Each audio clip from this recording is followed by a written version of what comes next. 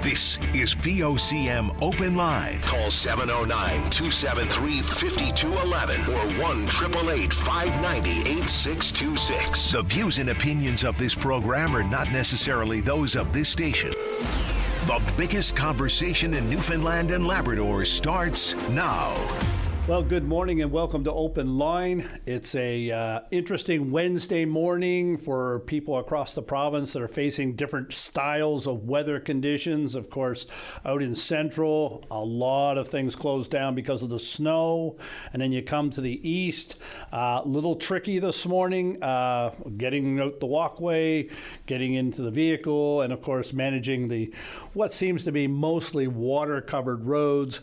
But there is, of course, the freezing rain that happened overnight stuck to most wooden surfaces, and I can tell you I was a victim of that this morning. I went to let the dog out onto the deck, put my foot out onto the deck, and down I went. Down goes the shovel, down goes the table that was right next to it, and me.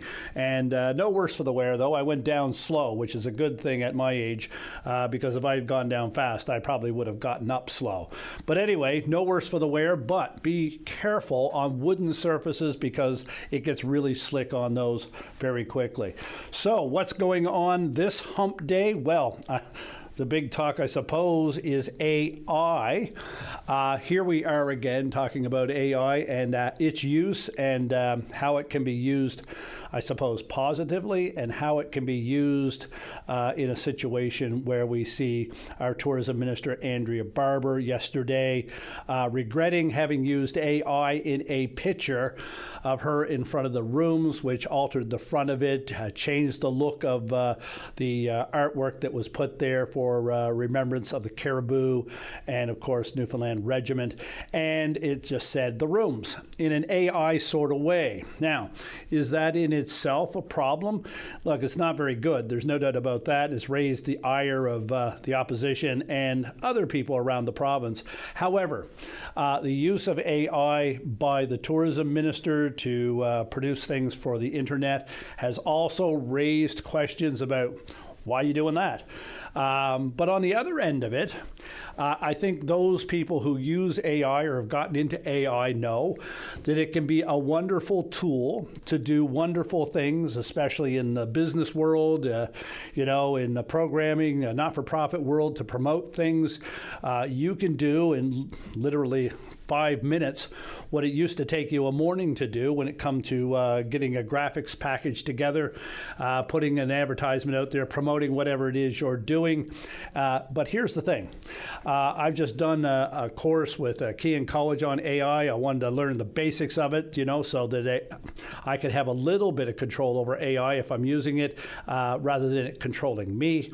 And that was really the big thing in the course, is teaching you how to make sure that you are controlling AI and AI is not driving the bus in whatever you're doing. So the minister said yesterday she regrets doing it, didn't realize what was happening there. And of course, I have learned, and other people that have used AI have learned, that if you ask AI to do something, it will do it. But it may not do it the way you intended it, or it may not care what it is in the picture or how it changes the picture. So that's where due diligence comes in. You have to make sure that you are in charge of what you're doing. You have to use due diligence in reviewing what it is that AI has done. And then you have to say to yourself, is this proper? Is this the way I should be representing myself, representing what I'm doing, my business, my organization, or even my government? So it is a double-edged sword, somewhere between utopian and dystopian use of electronics, but here it is. It's a day-to-day life. People use it to put posts up on social media. People usually use it to make fun of people.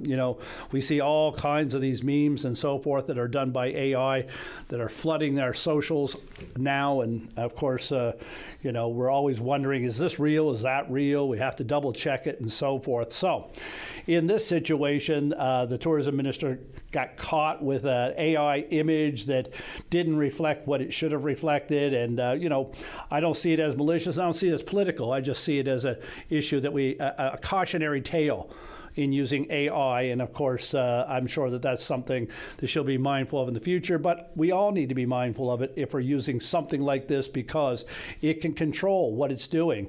And if you're not paying close attention, you're not giving it the due diligence that's necessary, you may end up in a situation where you've got something out there that you didn't intend to do, but you weren't paying enough attention to it to get the result you wanted, and therefore you're in a situation where you have done something that has got you into hot water. Okay, we're not going to spend any more time talking. We're going to go to the lines, and first up I have on line one, and I'm trying to find line one here, and I think I got it. I have John on line one. John, good morning. Welcome to Open Line. Good morning, and thank you very much for your returning my call. Last Friday, I'm calling from the Clarenville area, by the way, and last Friday I went in to see my doctor, and he gave me a requisition to get some blood work done. And I said, well, I phoned that in. He said, probably best you go over and to the office. So over to and before that, there was a lot of talk about going around about people having to wait 2 to 3 weeks for blood collection. I said, okay. So anyway, the workers there were very friendly and efficient. Hats off to them. And she passed in the requisition, and she said, you're very busy. And I said, no, I'm a senior. And she said, well, take a seat there. And there's only one person in the waiting room besides me. So I sat down, and within, I'd say, less than 10 minutes, I was in, had my collection done, and was going out the door. And when I looked at the wall where the people were taking the bookings were, there was a list of names there, and it looked to be like maybe a 12-month list. And for every month, there was a missed calls done, and some are up as high as 175 for that month. Now, if you have two collectors doing the blood, and if they do 4 an hour, well, that's 32 times 32. So that's only the only names I say approximately would be on that list. However, having said that, I know the onus is on the individuals, like myself, to cancel the appointment if there's a reasonable reason for it. However, I kind of fixed that myself, and when I make appointments, I put it on the calendar, and therefore every day you look at the calendar and your appointment is there. Yeah. So John, can I stop you just for a second? I just want to get some clarity. Just want to get some clarity, so I understand exactly what you're saying. Sure. So the lists up on the wall were people who never showed up for an appointment. Is that right? That's what they call a missed call. Yes, they didn't show up. No. Okay. And they didn't, excuse me for a moment, and they didn't call in to cancel their appointment. Yeah, so that leads to backlogs and people not getting appointments quicker then, is what you're suggesting. Yeah. Well, not only that, if you have, say, a great number of people from one office here and then right across the island, well, holy mackerel, you got an awful lot of missed appointments. Now, the question is, and I don't know this, what happens with the missed appointments? Are they taken off the list at a certain time, so you have a new list in, or what? I would like for somebody there in government that knows this, or with technology today, surely a reminder could be sent out. I don't know, but I'm just voicing my opinion, and any help would be appreciated. And thank you for your time. No, John, it's a good thing to raise, and of course we've heard this in the past, where even specialist appointments, and they're so hard to get, and you'll have to wait months sometimes to get to see somebody, and yet they're dealing with canceled appointments or not canceled appointments. If they got a canceled appointment, they could probably call somebody off a wait list to get them in sooner. But if you don't cancel and don't show up, that's a wasted time. You've got a professional sitting there waiting for somebody to come. They're not there. There's people waiting days, weeks, and even months in some cases to get the help that they need and the appointment that they want.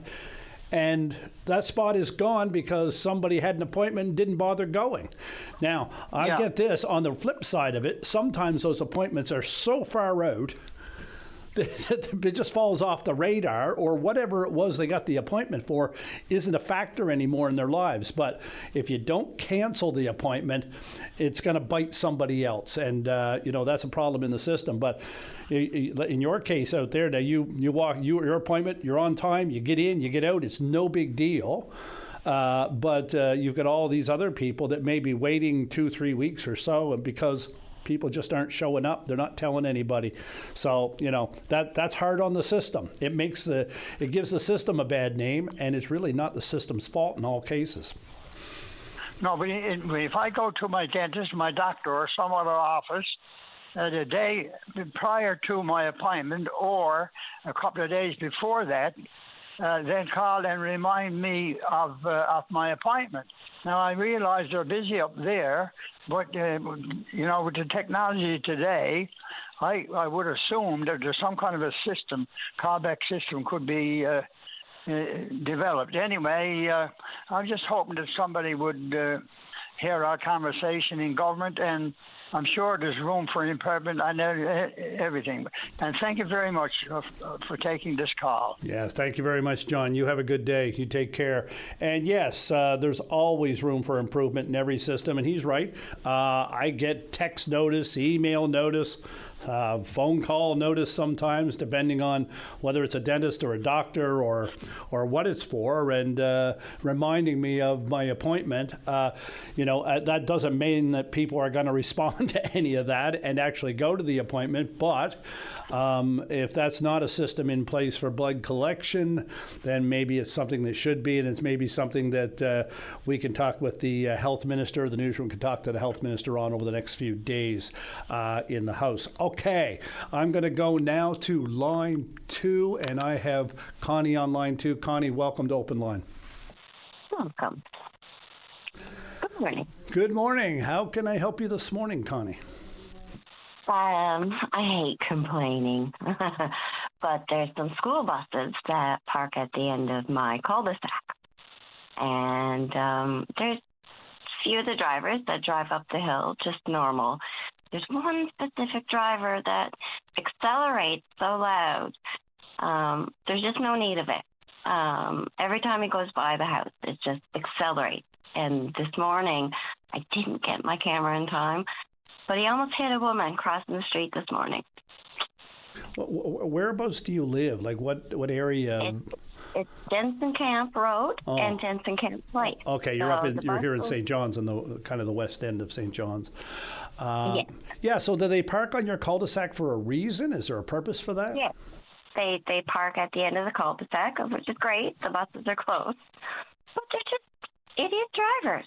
And one of them this morning, the lady was crossing at the bottom of the hill, and he started to turn, and she was walking, and then he had to slam on his brakes.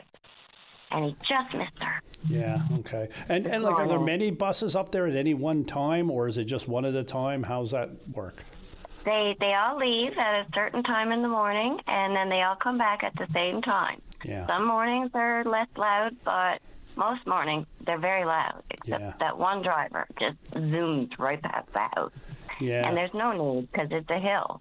This morning he missed the birds, and I didn't get my camera in time, but he just missed a woman, and that would be on his camera this morning. Yeah, and I suppose it might have even possibly been a little slippery too this morning, which might have exacerbated the situation for the person trying to cross the road. They have to do it a little slower than they normally would. You got to be careful in wet conditions and so forth. But look, I'm not going to get you to say it, but and he wasn't looking, and he just missed her. Yeah, no, it wasn't slippery. Yeah, no, okay, yeah, no, but I'm just wondering about for her too, right? She has to, she was trying to be cautious crossing the road, but that is a bad situation. So, Connie, I'm just wondering. No, there was no slippery issue there. Okay, fair enough. So it was dry, perfect, good to go. But Connie, I'm just wondering, and I won't get you to say it on the air, but maybe you should reach out to the bus company, because if I'm not mistaken, I think most bus companies have their name right on the side of the bus, and let them know your concern up there, because maybe that's not the proper place for them in the first place, or maybe it's just one driver and it's an issue that they need to deal with internally with their staff. Yeah, he's an idiot. I'm sure he gave me the finger a few times, but Okay. So, yeah, there was no issue with ice this morning. No, he fair just enough. clearly didn't. He was getting ready to rev up the hill. Yeah. He didn't see her. So I just wanted to say that this morning. Yeah, no, it's an odd thing, to be doing that in a residential area, especially in the end of a cul-de-sac and so forth, because people coming and going any day. And so it's something you probably should reach out to the bus company on or even let the RNC know. But it's probably good to let the bus company know. Yeah, I wanted to go public with this morning because it's an annoyance. And then when I saw the woman almost get hit, I was like, yeah, I know. That's not good. No, not good at all. Connie, thank you for calling in. Reach out to them, and hopefully this will get sorted. And like I say, if it doesn't get sorted, call the RNC. They deal with traffic issues. I sure will. All right, Connie, you have a great day. Take care now. Thank you. Have a good day. All right, so we're going to cut the break now. We'll be back on Open Line in just a few moments. I'm your host, Darren Bent. While we were on the break, a couple people reached out on the issue that was brought up this morning about wait times and canceled appointments and getting appointments. And a couple of good notes. One of them said that one of the things about people missing appointments and so forth is that their wife tried to change their appointment, kept calling because they weren't available to make the appointment, made the effort to change the appointment, but could not get through on the phone, could not get in touch with anybody to make that change. And of course, then their appointment gets missed. And that's probably an issue as well. And other people may have come across the same thing. And then someone suggested, well, if you're going to not cancel your appointment, maybe you should be charged. Maybe there should be a fee in place as a penalty for not showing up to an appointment and not letting people know you're not coming so they can get somebody else in that spot that is waiting for the spot. Okay, we're going to go off to line 3. On line 3, I have Peace. Peace, welcome to Open Line. How are you this morning? Hi, I'm fine, thank you. And yourself? Not bad. How can we help you this morning? Also, I am here because I want to talk about school bullying, because my daughter is having ongoing school bullying as of now, and it's really, really disturbing. Yeah. And have you had a chance to speak with the school or anyone about it? Yes, I have spoken, because this is like the 4th time incident. I have spoken to the school about it. I wrote the principal, the teachers, I wrote everyone. Unfortunately, no serious actions has been taken, and the student has not yet been taken accountability for their action. Yeah, and what type of bullying are we talking about? Is it physical, verbal? How is it, or is it a combination? It's verbal, physical, and now racial. Oh, that's okay. That's beyond bad. So, have you told specifically the principal exactly what is happening in all 3 of those instances? Yes, I have. I also involved the police as well, because the physical bullying escalated into punching my daughter in the face, kicking her in the stomach. Oh, okay. And currently she's ongoing. She's currently in the hospital taking treatment. Oh my God. That's how bad it is. Yeah, that's terrible. Very, very sorry to hear that. So, what is the response you're getting from the school? Nothing. I wrote email countless of time, and no one has gotten back to me. So radio silence from the school. Exactly, completely silent. Have you asked for a meeting to go talk to them? Anything like that? They said they would contact me to fix a date for a meeting, but yet I am yet to receive a phone call, an email in regards to the date, time, and where. Yeah. So I know that there's an organization in St. John's that deals with racism issues. For the life of me, I can't remember the name of it right now, but I'm sure we can find it and get a number for you. But they may be able to advocate on your behalf. But the bullying in school issue is absolutely nothing new, and the concerns about lack of action or lack of appropriate action or what action to take has been a concern and a complaint for years and years, and it doesn't seem to be getting any better. And now, of course, we're hearing about your daughter who's in a terrible way, from a school perspective. Of course, there's all kinds of sides to these things. There's somebody else involved here, but when a child ends up in hospital because of physical attack, that is an assault, and of course that's a crime, and the RNC should be dealing with that. Are they involved in this case? Yes, they are involved. Currently, they'll be paying the school visit today as we speak. So I'm hoping to hear something positive from their end. I also submitted some complaints to Human Rights to see what can be done about this, because it is very unacceptable. Like, it's an unacceptable behavior. Yeah, and Dave tells me one of the groups that deals with racism, which is seems to be evident in your case, is the Anti-Racism Coalition for Newfoundland, is an organization here, and if you can look them up, they may be able to give you some guidance as well, and possibly support in this case. So you may want to reach out to the Anti-Racism Coalition. Maybe they can help as well. But having the police involved is absolutely the right thing. Any unwanted touching. The definition of assault is any unwanted touching. That's the level. Exactly. And this goes beyond touching, of course. So that is an assault. And that is a crime. So I'm glad you had the police involved. Yeah. How are you making out? How are you dealing with this yourself? This must be very traumatic for you and your daughter. It is. It is traumatic for me as a parent, because right now I'm kind of a little bit confused.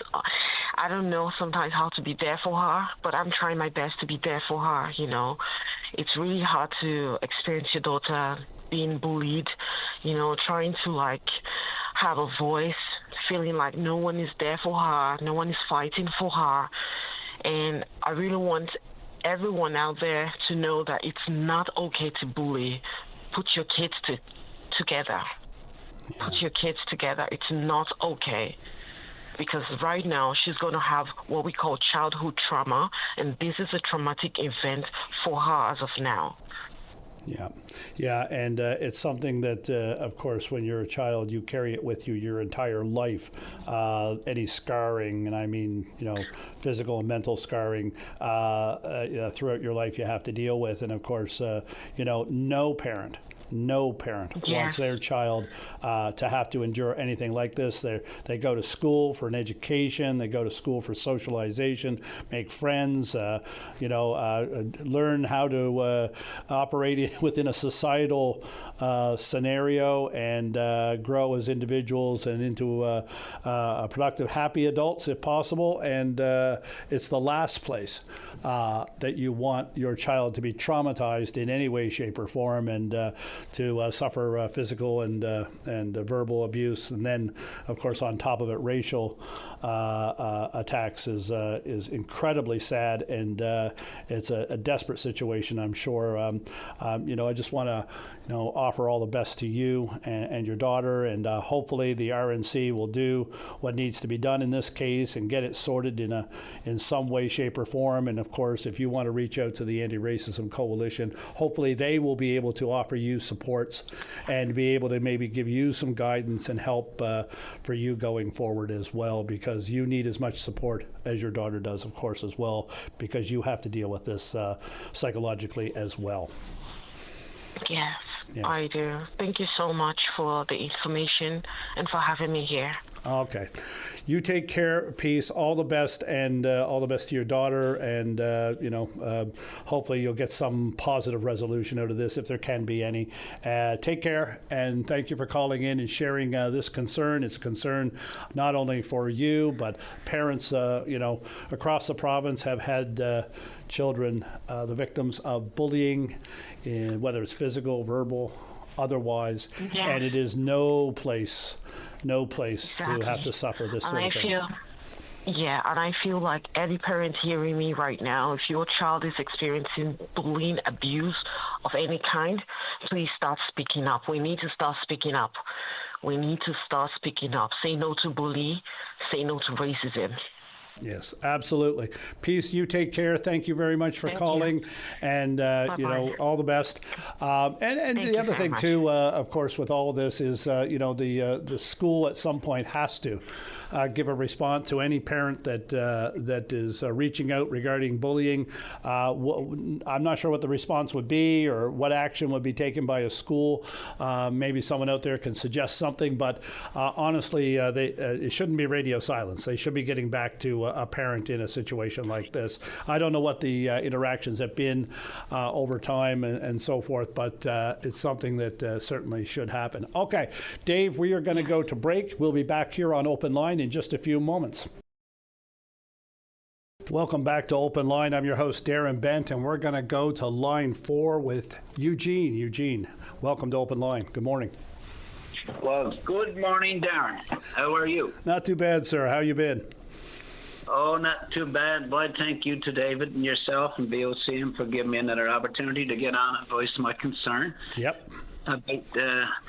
You're doing a wonderful job, Darren. I've been listening to you. You're doing a wonderful job.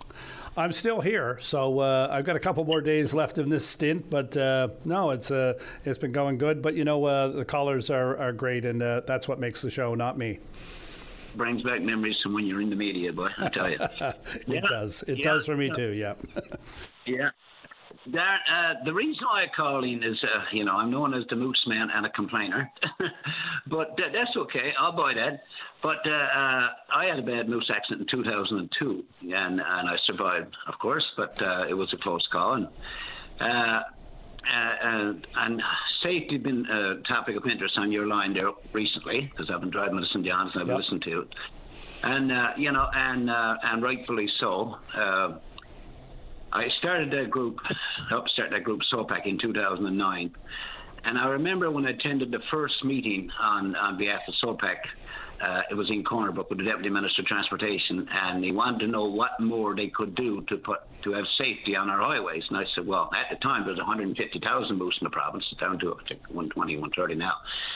I said, well, why don't we start cutting the brush? And he said, cutting the brush? He said, we do. And I said, well, not really. I said, where my accident was in Goobies, there was no brush cut, and there's many places on the highway where there's not, the majority of the, And he said, I said, yes, you're cutting a bit of brush where there's new construction. And he said, yes, but I said, nowhere else. And he said, you're right, Mr. Nibbard. So then they put a program in place to cut the brush along now. And I attended meetings in Frederick and New Brunswick this year to deal with it up there. They got 35,000 moose, and they had a lot of fencing done. A lot of fencing done then, and right now they got over 700 kilometres done, which is 35,000 moose. So we didn't have a hitch at the time. So in 2012, we got that 16 kilometres on the west coast, and since then now we're getting some on the Avalon, as you know, but 12 kilometres on the Avalon, which is good, but nothing compared to New Brunswick. And now they're taking it serious, and they're batting moose accidents down 95%. Now, if I was, I don't have a motorcycle, but if I did, I don't think I'd have the nerve to go on the highway at night. Honestly, Darren, I don't think I would, because the number of accidents I have witnessed, the number of funerals I was to when I was chair of SOPAC, and if I sit down to a conversation at Tim's or in Lewisburg, I'm in Lewisburg right now, 1 out of 4 about a moose accident. It's unbelievable. So I want to thank the government for what they are doing, cutting the brush along the highway, as you see as you're driving the highway these days, and that bit of fencing. Thank the government for that, of course. But I just wondering, it's been a struggle, and I haven't stopped since 2009, since we started SOPAC. I haven't stopped, and I'm not going to stop. And if anyone got an area where they need brush cut, they can message me or email me or call me or whatever. And I brings it to the government's attention, and I will keep doing that so long as I got life in my body, because it's very important that we get that brush cut and save lives. Out by the Welcome to Green Bay sign, you know where that is? Out by Springdale. Oh, yeah, on the highway, yep. Yeah, that area, Darren, was right next to the highway for many years, and I complained. We had someone killed. I said, government got blood on their hands. I said, they need to get this cut. After 3 deaths in that area, they cut the brush, and now you'll see the crosses. Now, that's not good enough. We need the brush cut. So what, I'm going to continue now, what needs to be done now? Now the brush is cut. So it needs to be fenced, that area where there's so many moose accidents, or that I understand from the government now, they can spray it and kill the brush for 12 years.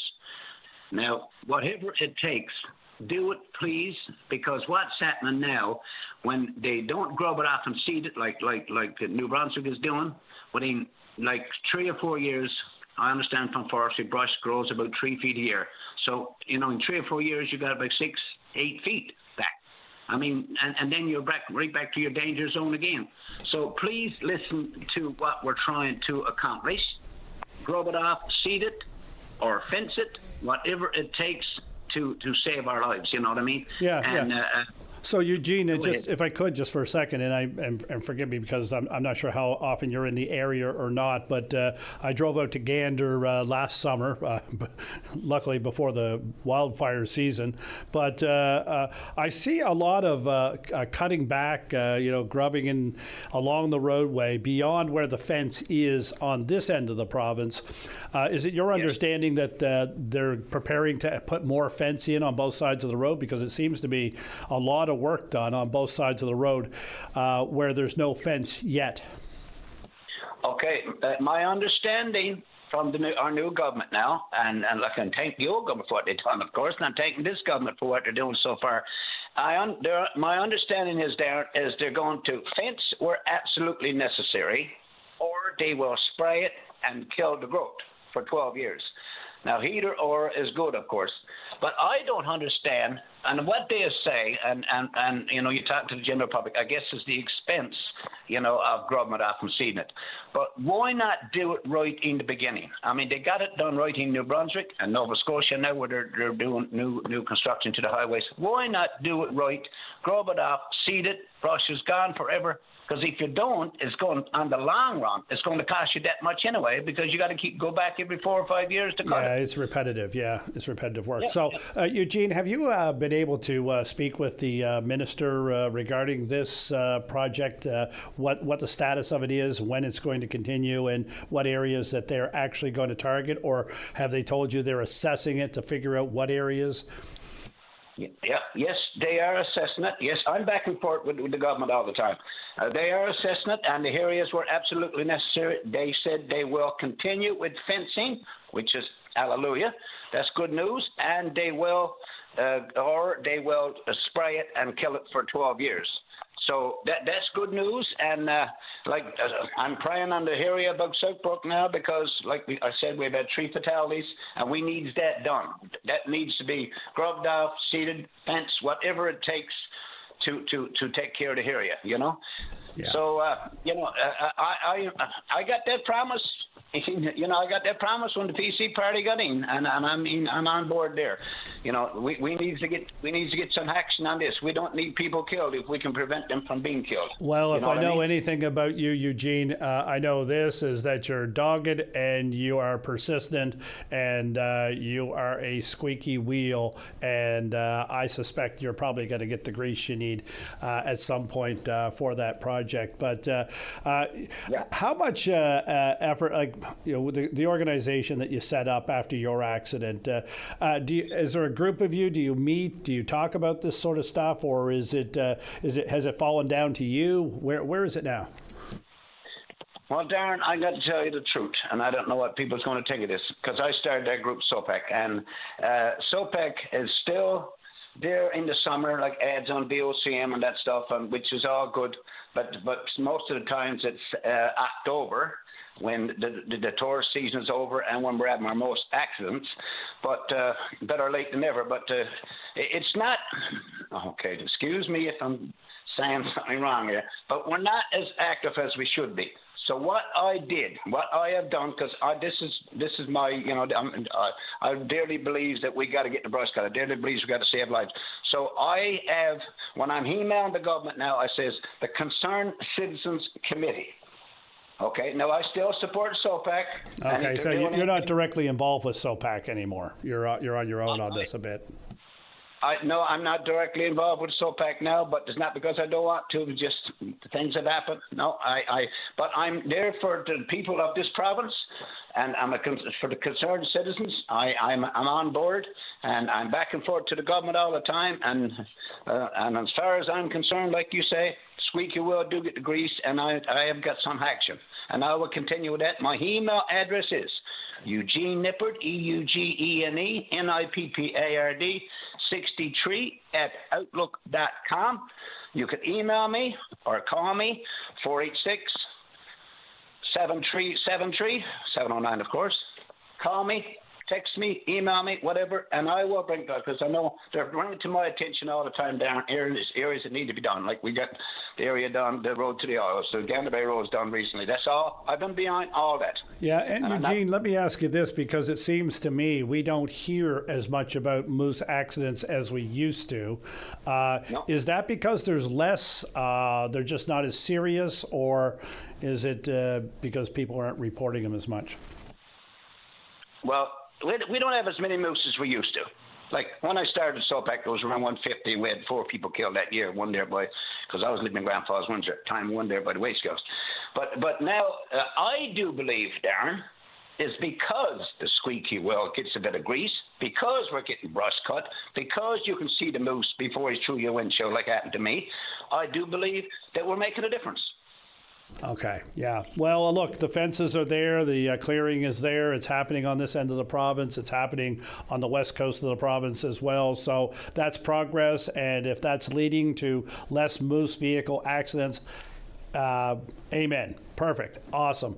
And maybe they'll continue. And it seems from what you're saying in your talks with the minister that their intention is to keep going. They'll figure out where it is they're going to continue with the work, and hopefully it'll all help make our roads safer. Eugene, thank you for calling us this morning. It was good to hear from you. You take care. All the best. We are up against a break now, so I'm going to turn it over to Dave. Dave, you take us to break, and we'll be right back on Open Line. Hey, welcome back to Open Line. I'm your host, Darren Bent, and we've got a mixed weather day across the island out there for everybody. A lot of snow in the central, a lot of closures, wet conditions here on the Avalon for the most part. Freezing rain was an issue earlier on. I know that personally, as I slipped and fell on my deck when I let the dog out to pee, but there it is. I knew better. I just didn't think about it when I put my foot out. So if you're walking on a wooden surface, be careful out there. I'm going to go to line 1 now, and we're welcoming Mike. Mike, good morning. Welcome to Open Line. Good morning, Darren. Good morning. It's a poor morning, Darren, to put out a line of clothes. I'll let you know that. Yeah, it is, for sure. Putting them out is probably more problematic than the clothes would find during the day. But, yeah, it's drizzle, fog, rain, snow, you name it. Darren, I want to talk a little bit about the fishery there this morning. And before I started, I'd like to give some credit to Barry Fordham and his group for having the patience to fight for what should be common sense and normal. But I'll give some credit to Barry Fordham and his group, and that they're for to be hanging on and waiting for meetings with Joanne Thompson and stuff. Kudos to him and his group for having patience to fight for what should be common sense. Historical rights for to go out and catch a bit of codfish to eat, especially with the price of groceries. But with that said, I want to go back prior 1992. I think it was John Crosby said, I never took the GD fish out of the ocean. It absolutely was. Exactly, Darren, exactly. And what happened back in 92 and in the prior years, the federal government, the fisheries management people, ignored the fishermen, ignored their recommendations. They ignored what went on with the draggers, which is the most destructive way to catch codfish. It is the most it's hook and line, jiggers, gill nets. It doesn't destroy what had happened back prior to 1992. And there was lots of information, and there was politicians, the stupidity, the ignorance of politicians that is a renewable resource. It's called fishery management. But here's what happened prior to 1992. We had the foreign draggers on the nose and tail continuously, and sometimes they sneaked in over the Grand Banks, the spawning grounds of the codfish, and sometimes they sneaked in during the night and they turned off their AIS and all that stuff. All that stuff was going on. And boy, this cod fishery has been in a moratorium for the last 32 years. They were still fishing. The draggers, bottom trawlers, that actually have a bycatch of 30 to 50%, they still been fishing on the nose and tail. So, like, why Joanne Thompson is like trying to please the peasants and trying to get a few fish for Newfoundlanders? We have gone back in history We have gone back in history, and we are repeating history on the Grand Banks, the spawning grounds. We had the biggest cod fishery in the world, on the Grand Banks. And what are we doing? We got draggers. I think there's 10,000. I stand to be corrected. Someone can call me, and I think there's out of 38,000 metric tons, 10,000 tons are on the Grand Banks, and 10% of that is to the foreigners. And what are we doing? We are doing the same thing that we done pre-19. Like if you're not managing a fishery when you've got to have a moratorium for 32 years. That's not management. That's destruction. That's ignorance and destruction. And here we are, Darren, we're doing it again.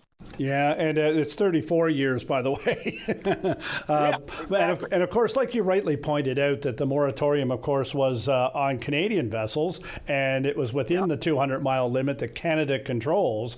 It had no effect, no bearing whatsoever on the nose and tail that jut out past the 200-mile limit for foreign vessels, whether it's Portuguese or otherwise. Spanish were out there too, and I was out there at one point in the early 92 when they launched this protest at sea to raise awareness internationally about what was happening out there. And those vessels were out there, clearly out there, fishing away, and had been out there for months. And that's the way they did it. They processed at sea, and when they were done processing, they would go back into port. They'd be replaced by another vessel and another crew, and they'd be out for a number of months out there, factory freezer right on the water, taking it. The other thing too, Mike, at the time, and you'll remember, and since then, was the ghost nets. The nets that have been cut that were just fishing, as debris nets out of the water, taking cod as well. And of course, that led to all kinds of destruction of the resources that added to the, I guess, insult to injury that was happening with the arrangements with foreign vessels, foreign countries with regards to fish. And so the concern again is that those types of vessels are the ones, the culprits in the beginning, and now we're in a situation where they're back and given the thumbs up. Yeah, and Darren, it would not be surprising or a shock to anybody that in 2 or 3 years' time we could be back into a moratorium. So I have a little bit of voice for Joanne Thompson and stuff, and the DFO and stuff, is that maybe you can get someone on from DFO and see how many fishery observers we got on the Grand Banks right now, how much bycatch, if there's any overfishing, how much scrutiny and policing that we're doing on the Grand Banks now. And there's something for Joanne Thompson, and maybe DFO can come back and give us some reports on how many ships and boats they got out there and how many times they're after boarding these vessels.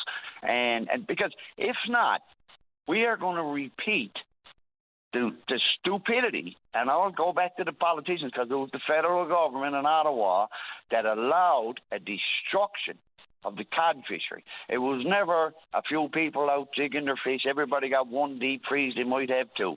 They never destroyed it. But these ships these are factory freezer dragger bottom trawlers. They're good for 3 months.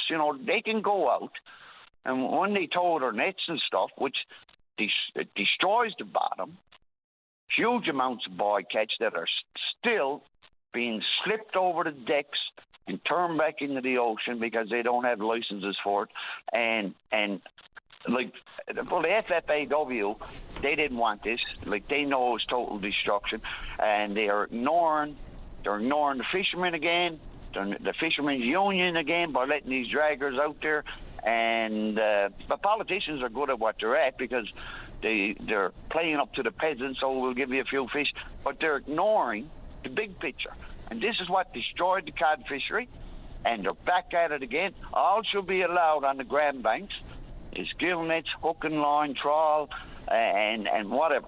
There should be no draggers. That's what destroyed the fishery in the beginning, in the past, and we're setting ourselves up to destroy it again. Yeah, and one of the biggest criticisms at the time, of course, and since is the draggers and their effect going through the areas of where the biomass was rebuilding and supplying cod for the future. Of course, it's no different than planting potatoes and then plowing the potatoes you just planted.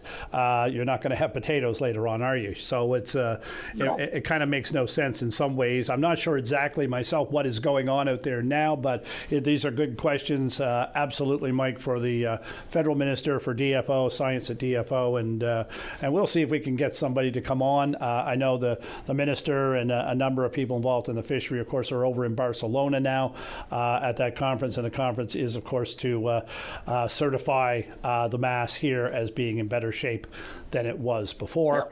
And of course, that's great news, but it also comes with a lot of caution from history, and if you don't mind history, you will repeat it, and we don't want to do that, that's for sure. Yeah, and so I'll leave it at this, and hopefully you can get someone on from DFO.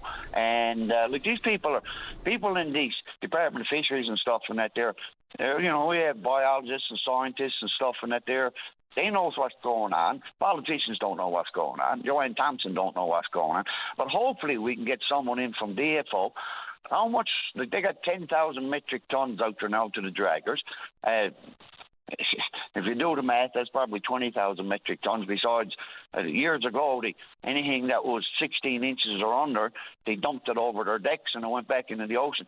So maybe for VOCM, if you can get someone on, just how much scrutiny, how much after 34 years, like you said, after 34 years, so are we scrutinizing what's going on the Grand Banks now, the spawning grounds and the codfish?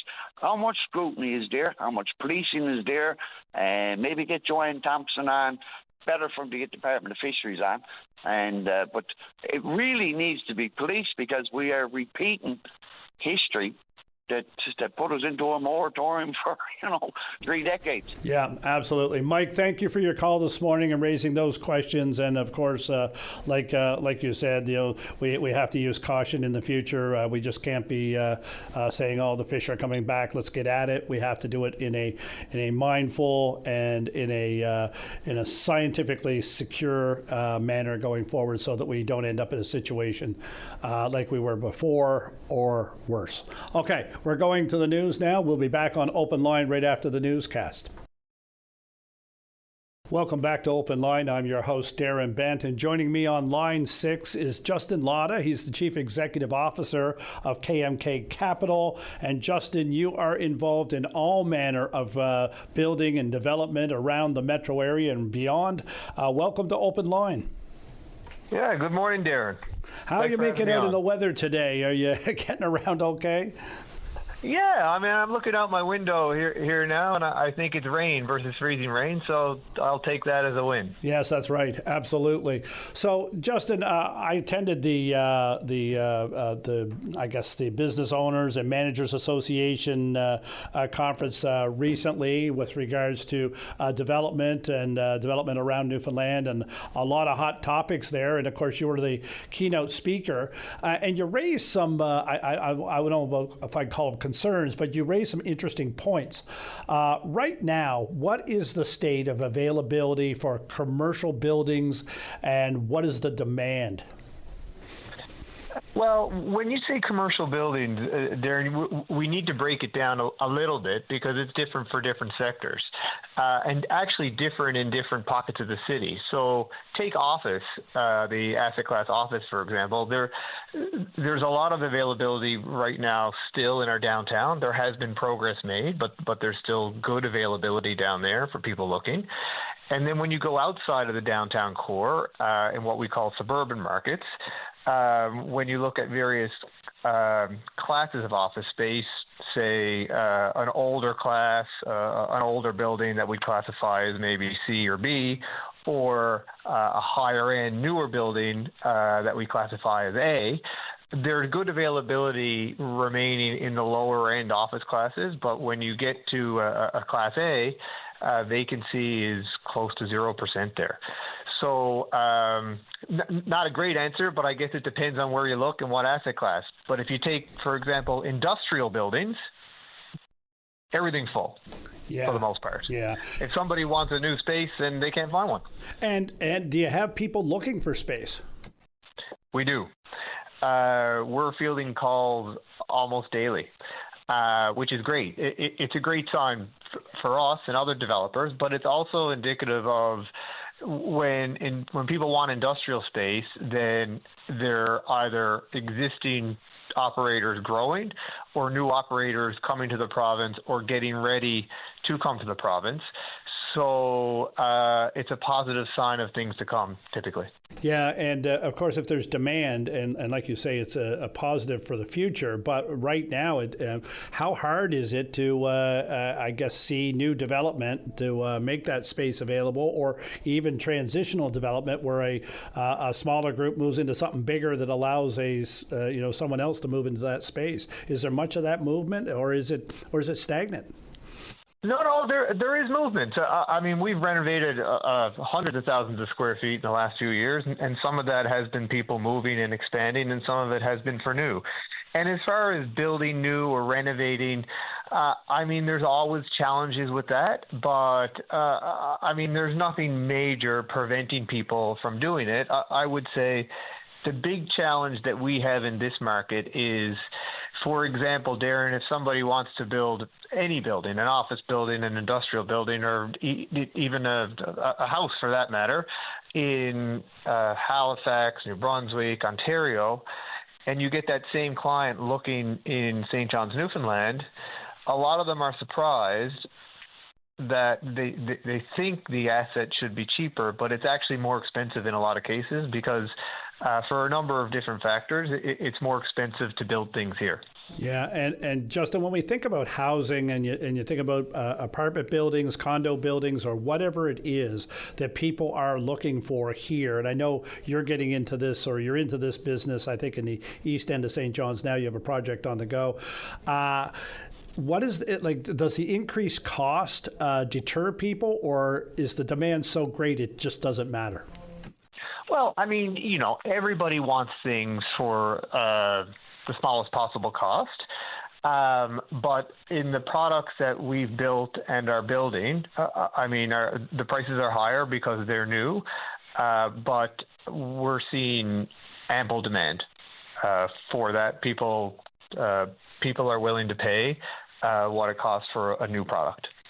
So. Yeah, and it seems to me that there's lots of people out there looking to get out of the traditional, bungalow or home that we've seen them in with backyard and all of that, and just looking to downsize, not necessarily their size so much as just downsize what they have to worry about in maintenance and upkeep and all of that. And that demand, do you see that growing here in this area? Yeah, absolutely. I mean, it's a lot of it's driven by the underlying demographics because we have an aging population, and there's a lot of people that are approaching retirement in our market. And as that happens, in a lot of cases, they would like to downsize. They would like somewhere where they don't have to worry about maintenance, where they don't have a lot of times capital tied up. I mean, a home is a lot of people, it's a huge asset, and they'd like to turn that into cash and just pay a monthly rent check and then maybe invest it or use it. And then if they want to travel somewhere, they don't have to worry about it. So we're seeing that, but also in part what's driven the relative boom, I guess, in single-family homes is there's new households being formed in St. John's. Population has slowed, but the new households continue to be formed, and so people just starting out also find it more feasible to rent for a while versus acquiring a home, because as prices rise, you still need a down payment. So that takes a bit more time than it otherwise would have. So there's two primary demand elements there. Yeah, and when you look at, and we'll use Halifax, Dartmouth as a comparison, they have a traditional history of apartment buildings and condo buildings and so forth. Some of them are 30, 40 years old. We don't have that backstock here, do we? And of course, that leads to a situation where if there's a growing need and everybody's kind of looking at the same time, the demand is great, but the supply for moving from maybe an older condo or apartment into a newer one is more difficult. So demand increases just because we don't have the backlog. Yeah, really challenging there. I mean, the condo market has essentially stopped here because it's it's almost as expensive as a house, and people that are downsizing would have to, in some cases, even make more of an investment to be in a condo, and then you still have liabilities like condo fees and things. But apartments, most of our supply was built in the 70s, and in some cases the 60s. And on a per capita basis, St. John's has one of the lowest apartment units per capita in the country. So we can handle a lot more supply. But you compare that to, you mentioned Halifax and Dartmouth, well, they have one of the highest. And so there's a lot of options there. And in that market, you're actually seeing landlords now offer incentives for people to move in because there's so much supply. But we have a lot of room in this market for more purpose-built rentals, that's for sure. Yeah, and housing has been a big topic now for a couple of years, and of course lack of, I suppose. Will we ever catch up here, Justin, or will we always kind of be chasing our tail a little bit, even as the demand grows? No, I think we'll get caught up. I mean, where there's supply demand imbalances, in some situations it takes longer than others. But the market does usually address it, and I got to say there's been some good incentives by the provincial and federal governments to help that. It's not a quick fix housing, but it's easier now to build those things, specifically apartment buildings, than it was, say, 5 years ago. Okay, well, that's good news. Anybody for anybody out there that's looking, because I run into people all the time that are looking for, especially seniors, that are looking to get out of the traditional home and into something smaller. Justin, thank you very much for your time this morning. Greatly appreciated. You take care. All the best, and good luck out there in the housing and the commercial and industrial business going forward. Thanks, Darren. Take care now. Okay, we are set to go to break, and we'll be back here on Open Line in just a few moments. Welcome back to Open Line. We've got lots of lines open if you want to give us a call. We're here at 273-5211. I have Patrick waiting on line 2. We'll be with you in a moment, Patrick. First, we're going to go to line 5 with Joan. Joan, good morning. Welcome to Open Line. Oh, hi. Good morning. I'm happy to be here. All right. So I wanted to talk about bullying. There was a previous caller that was sharing about her child being bullied to such an extent that the child had to go to the hospital. So it's really disheartening. I've had my own experiences with my children being bullied, and I think I should start there. My next door neighbor, my child bullied my children, or not bullied in the sense of name calling.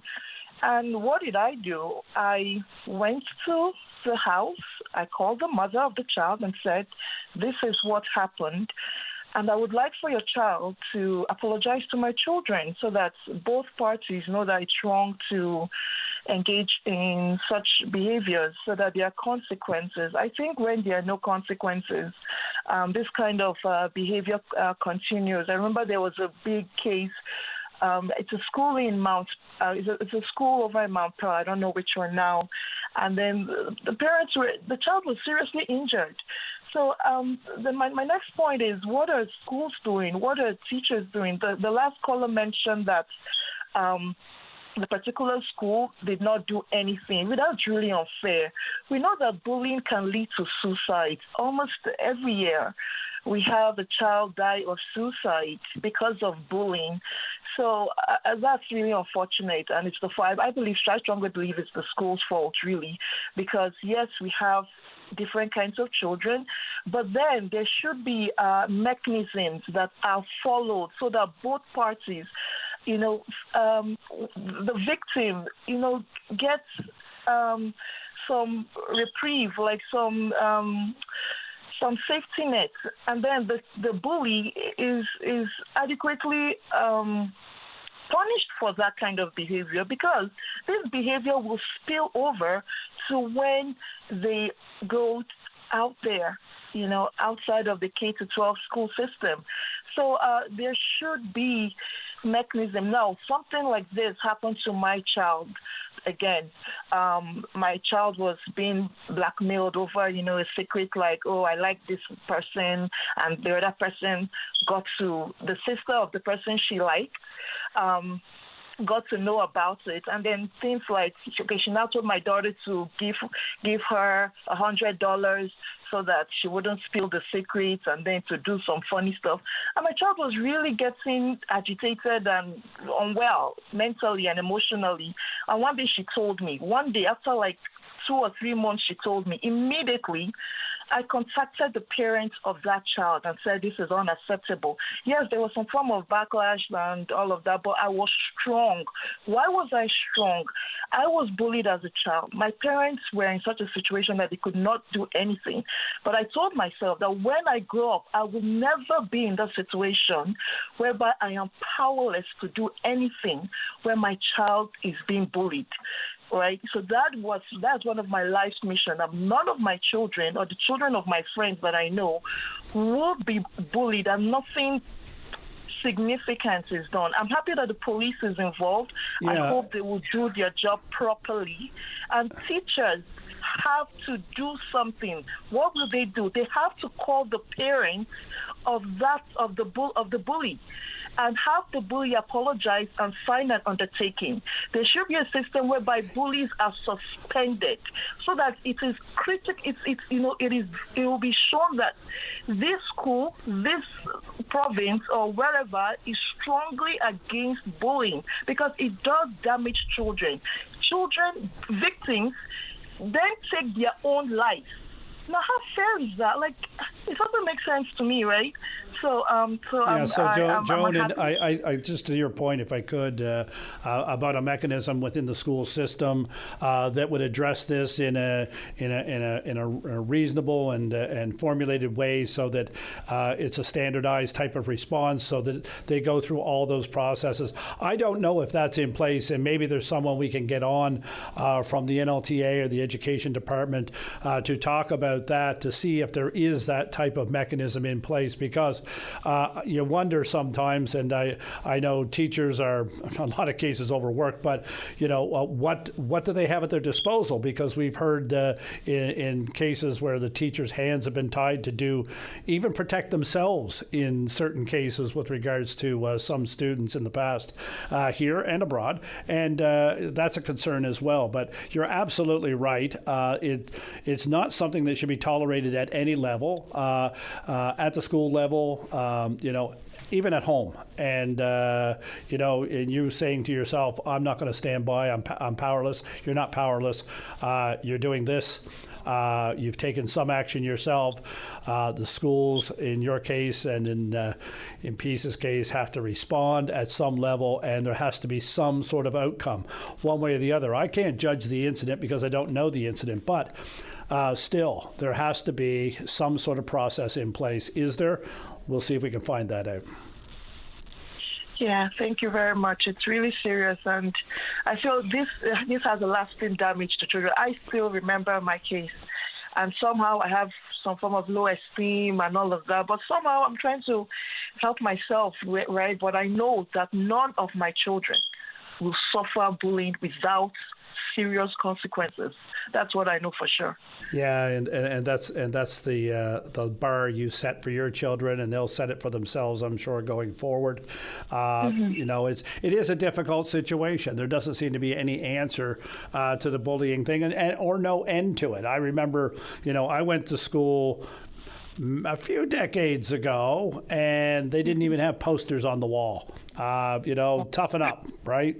Get up and get back at it was the response. Oh, never mind them was the answer, and so forth. And when my daughter went to school, they would have days where the school council would hold kind of events about bullying and so forth. There were posters up on the wall and all that. But is that actually all leading to any resolution? It doesn't seem to be. No. It seems to be something that will always be around, but how we deal with it is on us as a society, as a school society, and of course for our police. They're the people that we pay to do all the work that we don't want to do ourselves, and hopefully they will do their role, and I'm sure they will with regards to the case that we heard about this morning. Did you want to have any last word, Joan, before we go to break? Yes, I'm really grateful to that mother for speaking out. It's important to speak out, keep speaking out until eventually, I guess, there'll be better outcomes. No child should be left behind. No child should be forgotten, being bullied. And it's so painful to me to hear on the news that a baby, for a case that could be resolved, taking their own life. It's something else. I can't stand it. I have to speak as well. So thank you for also making sure that you will talk to NLT, have someone come over. We'll really appreciate that. Yes. Okay, Joan, will you take care? And of course, the isolation that some of our young people feel anyway, even without bullying, is difficult. It's a part of the growing, I guess, and an experience of life. But unfortunately, it gets exacerbated sometimes when you're in situations like this. Joan, thank you very much. I'm going to turn it over to Dave. He's going to take us to break, and we'll be back on Open Line in just a few moments. Okay, welcome back to Open Line, and we're going to go to line 2 with Patrick. Patrick, welcome to Open Line. Good morning. Hey, good morning. Thank you for taking my call.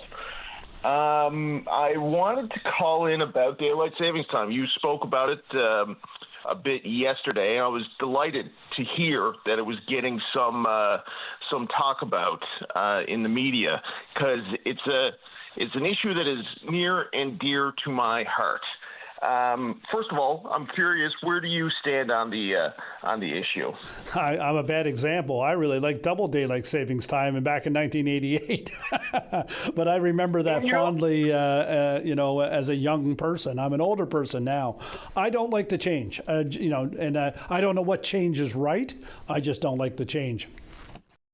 Yeah, same actually. I'm very curious about this double daylight savings time. I've heard about it. I've never actually spoken to anybody about it. It's such a bizarre thing to do, and it was just for that one summer, was it? Yeah, just that one time frame. They made it so that it was later at night. Of course, it was darker in the morning. One of the things about it too is, I guess, for summer they thought, well, it doesn't matter if it's darker in the morning because school's getting out anyway. But still, it posed some serious problems for parents of young children on both ends. Of course, getting them to bed and all of that, and it was not something that was continued. Of course, there was a change of government the next year, and the double daylight savings time was abandoned right away. Yes, yeah, I would imagine it's like we always got to do things a little bit eccentric here, and the 2 hours being out of step with the rest of the country sounds to me like it would be just chaotic. But I wish I was around for that summer. That sounds like it would have been an interesting time. But my main reason, and now you'll talk to people and they'll list off a bunch of benefits about why they think getting rid of the time change is good. And I don't know how legit the benefits are, or if they're even really that widespread.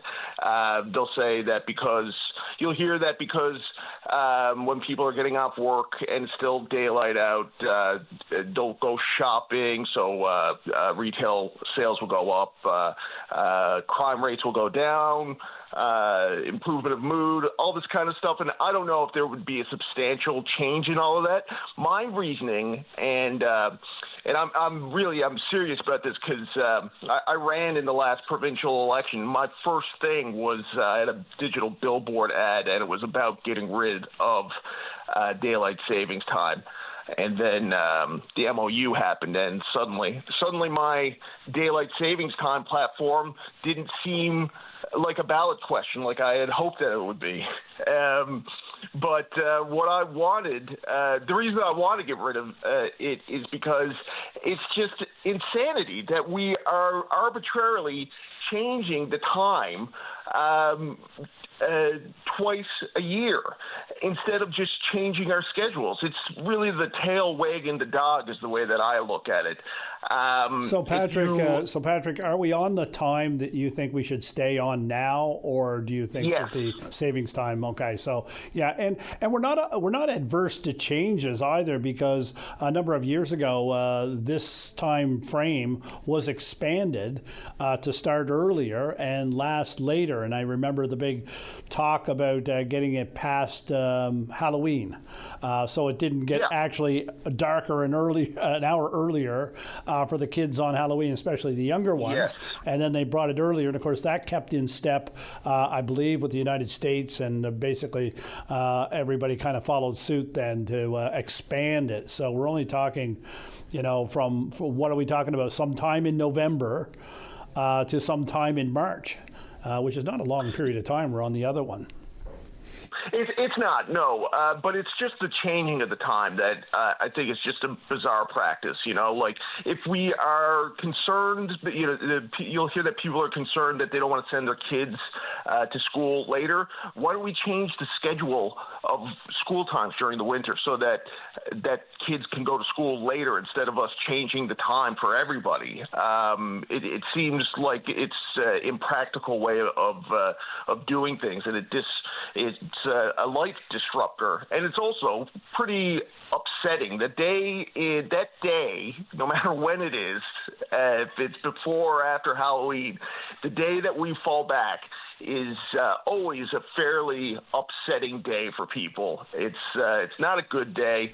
Nobody looks forward to it, and is the lowest of lows of when we fall back worth the highest of highs of when we spring forward? What do you think? Yeah, so we hear from the insurance industry that especially the one in the fall, where it all of a sudden gets darker an hour earlier, it throws everybody off of their schedule, especially when they're leaving work or school at the end of the day. It makes for complications in traffic. It makes people feel, like, oh my gosh, I'm leaving work or school in the nighttime and all of that. It is it is a little disconcerting. There's no doubt about it. It's much more difficult that time of year than it is in the March time of year when it changes. But there are people that are negatively affected by it. It's the time of year I don't like to see it change, but there it is. Yeah, I think that the tides of change are happening. I think actually I feel like it's kind of inevitable now, because even since you spoke about it yesterday, I'm sure you might have heard that the Northwest Territories now have announced that they're following suit. So that's like BC, Alberta, Northwest Territories, Saskatchewan has never done it. So that's pretty much all of Western Canada has decided that they are going to forego the time change. And this is a perfect opportunity for Newfoundland to be the leaders in the East and announce that we're going to get rid of it and then start the wave for the rest of Atlantic Canada and Quebec and Ontario, Manitoba to do the same. And so I'm hoping that Premier Wakeham, amongst all the other things that he's busy with now, could take a look at this and maybe make the change, and then we just don't have to worry about changing the microwave clocks all the time. Sometimes people don't even do that, and you're just living with your microwave clock and your oven clock off by an hour for half of your year. That's okay, Patrick. I don't know how old you are, but I went for years with my VCR flashing 12 o'clock, so that didn't throw me off too much either. But one of the things about it, of course, is the gradual change to more darkness is much more natural than the abrupt change, and I think that's probably what's throwing people off. And of course, having the certainly a negative effect that we're hearing about. But how does it keep us in step business-wise with the mainland, where a lot of our people do business back and forth? Would they have to change their schedules any to keep in step with them, or if we stayed the same, does it make us closer? And of course, that may be even better as well. But the half hour is always there, no matter what we do. That's right, and I'm fine with that. It's a quirky kind of thing that we have, and really, I think we should probably get all of Labrador on the same that's right, same half hour too. But depending on where you are in Labrador, you're either Atlantic or you're Newfoundland, it's really the whole time difference thing is unusual how all of these things are decided, and especially, like I said, the daylight savings time is top of the list of just one of those weird things that we've been doing for so long, and now it sounds like we are taking a look at it and going, maybe we don't need to be doing this anymore. This whole thing, I think I mentioned it yesterday, was all born from Germany in World War I, when they decided to change the clocks to cut back on the use of coal so they could keep the supplies high for World War I. None of those scenarios are affecting us right now, so maybe there's no need for it. Maybe your point is right. There's no need for it. Patrick, do you want to have a final word on this before I go to the next caller?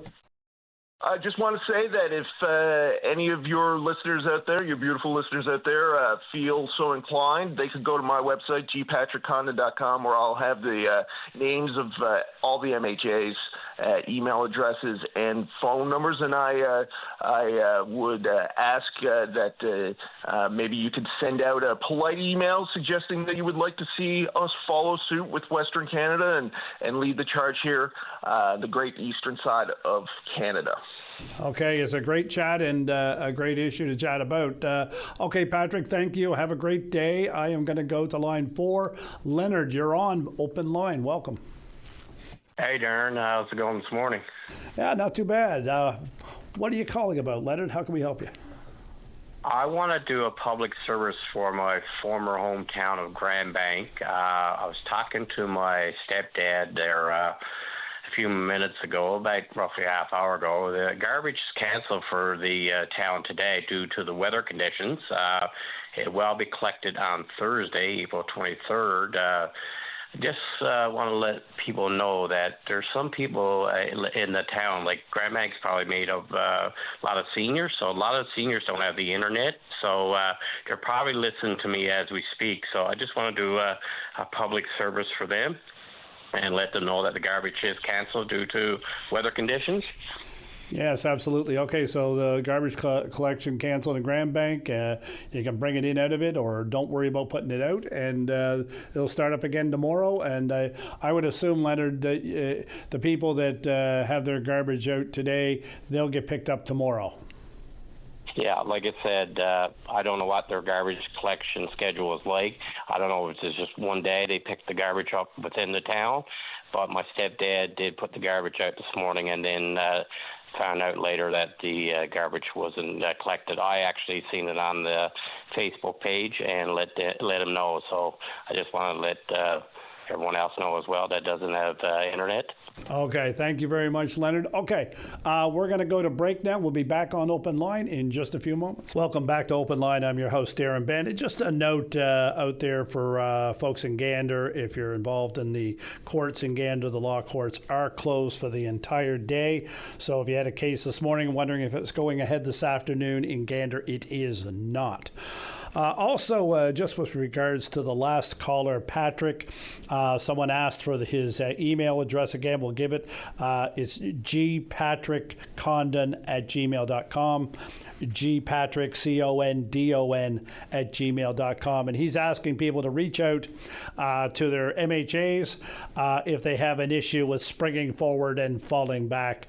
Of course, that's his issue. He thinks it's time to abandon the time change in the spring and the fall. So if you want to reach out to him directly at that email, or as he's asking, reach out to your MHA if that's an issue for you. And I suppose if it's not an issue for you, you might want to reach out as well, because they'd probably like to know how the balance of that question would go. How many people are actually against the change and not against the change. Okay, we are going to go to line 1 where I have Colin. Colin, welcome to Open Line. Good morning, Mr. Bent. How are you this Wednesday? Not too bad, sir. How can we help you? Great. I want to talk about artificial intelligence in a story that's been in the news now the last week or two. Project Glasswing and Anthropic and Mythos.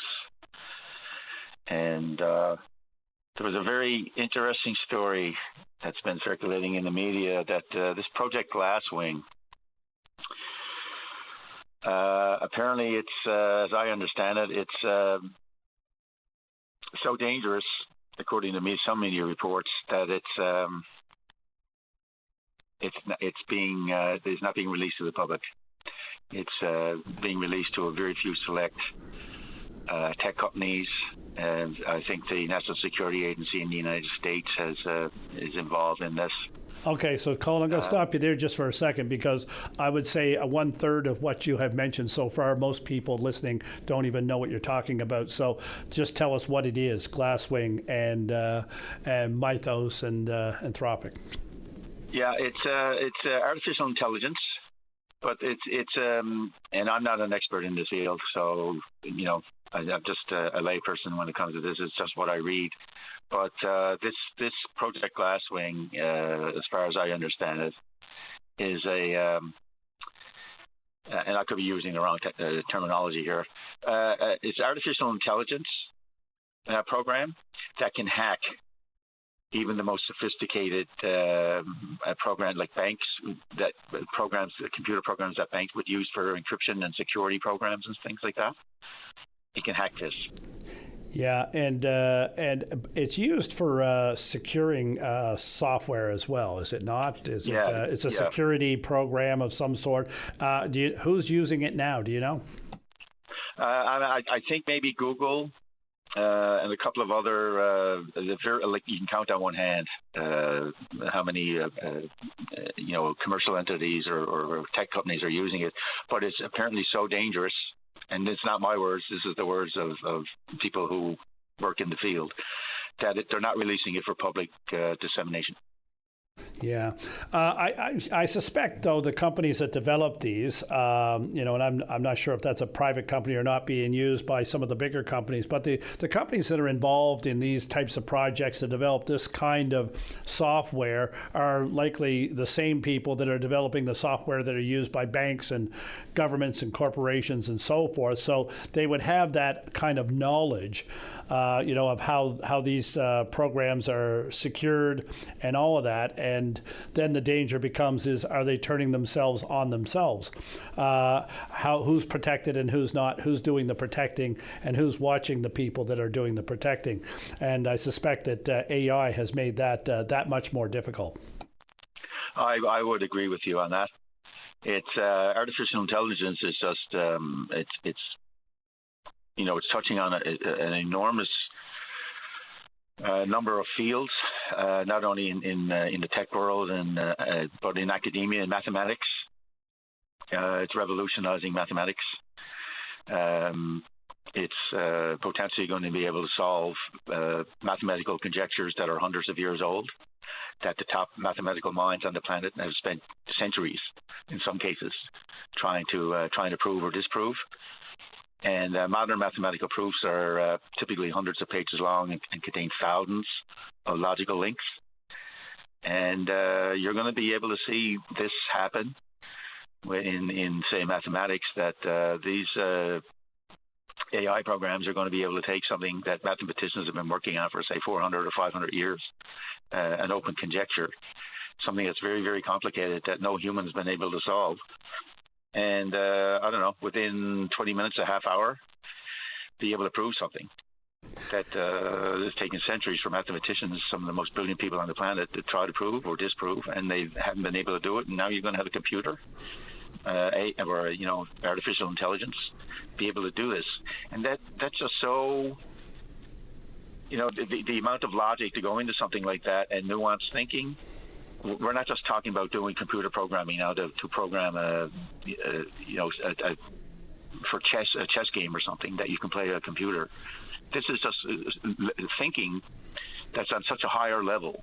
That's beyond the capacity of 99.9% of the humans on the planet to be able to even wrap their head around. So when you plug something into AI, and I'll use ChatGPT as an example, that's an open AI platform that's available to everybody. There are others, of course, but if you plug something into AI, you ask it a question, it gives you an answer, it suggests, do you want me to go further and do this?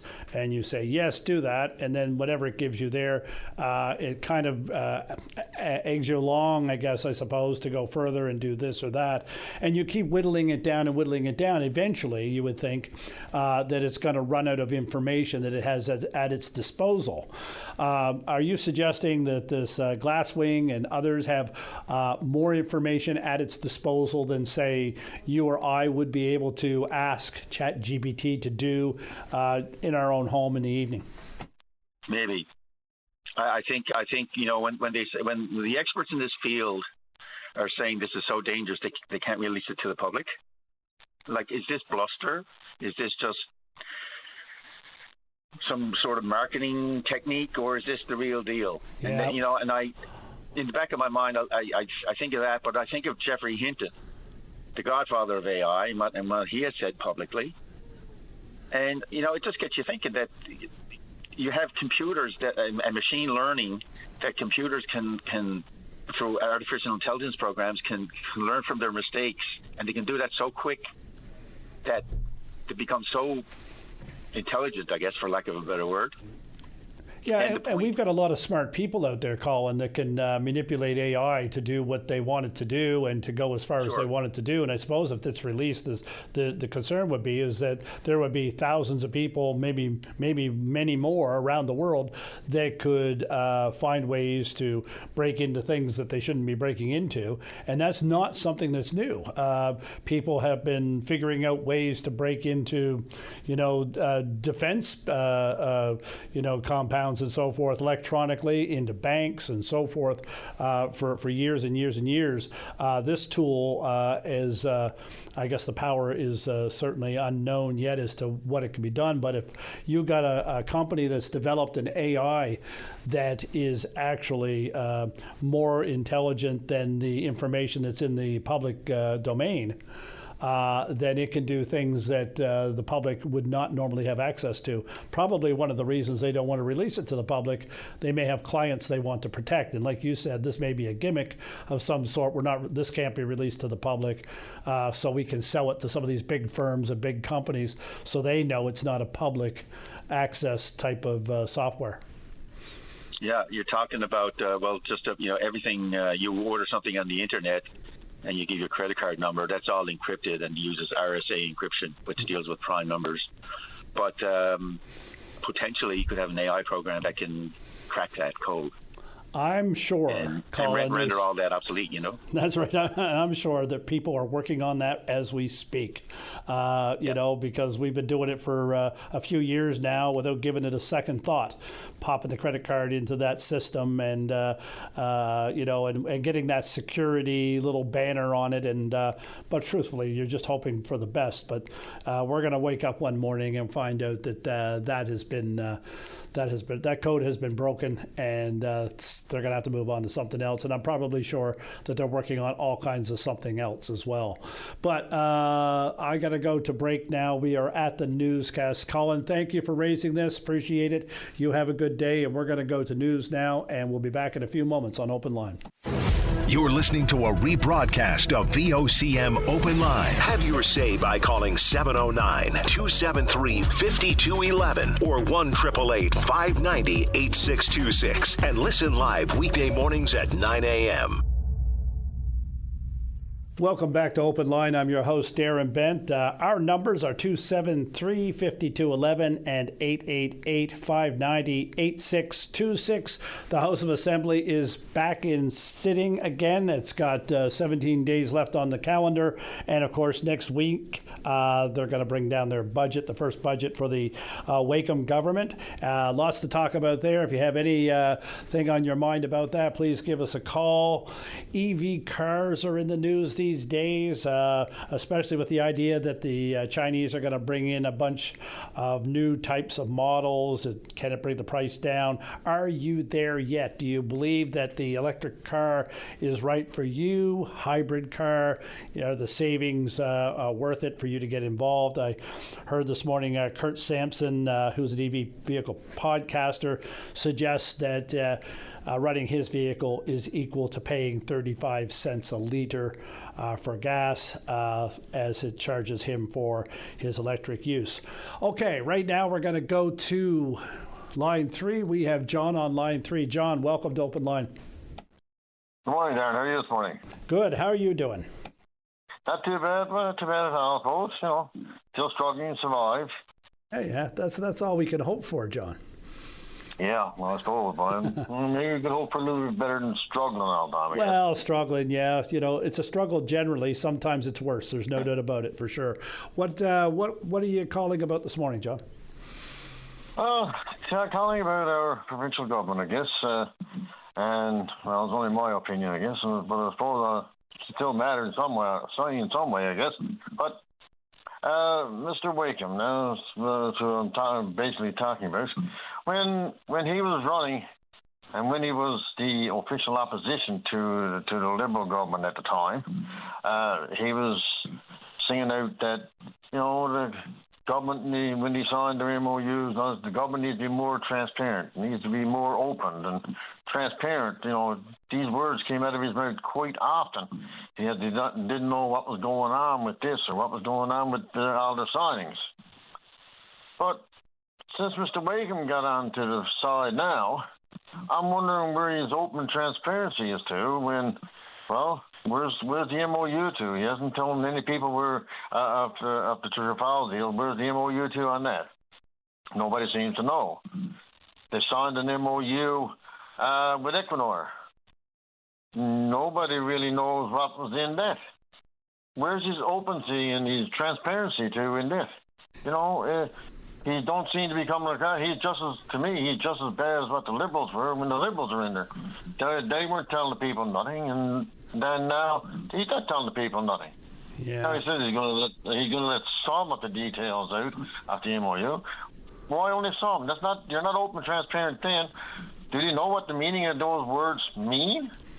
Or is that just something that just comes across their mind, and that's all they throws out there? Yeah, no, I understand that at the end of this month, when they have their report, that's something that they're looking to take to the people of the province for them to have their say. That was his biggest criticism of the MOU, is that the previous government didn't take it fully to the people for say. I'm not sure that they wouldn't have at some point, but here we are. That doesn't matter now. So we're going to find out, I guess, in short time. What are we at? April 22nd now, so it's only a week or so left in the month. But on the other end of it, the deal with Equinor, and I guess it's an MOU with Equinor as well for if and when Bay du Nord comes on stream, that there will be a deal for royalty and investment, I suppose, after that. But yeah, we don't know really a lot of details about that at all. No. To me, he's talking the same way as all other politicians did.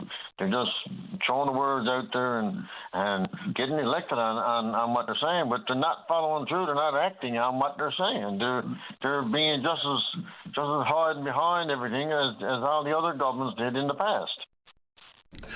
So they are saying it really has to stop. They are saying that heading into the budget that cost of living is on the forefront of their mind right now, and helping people deal with that. Do you agree that should be a top priority coming from the budget? Well, the cost of living definitely should be a top priority. I mean, with a lot of the other provinces are dropping all their rates, all the tax rates.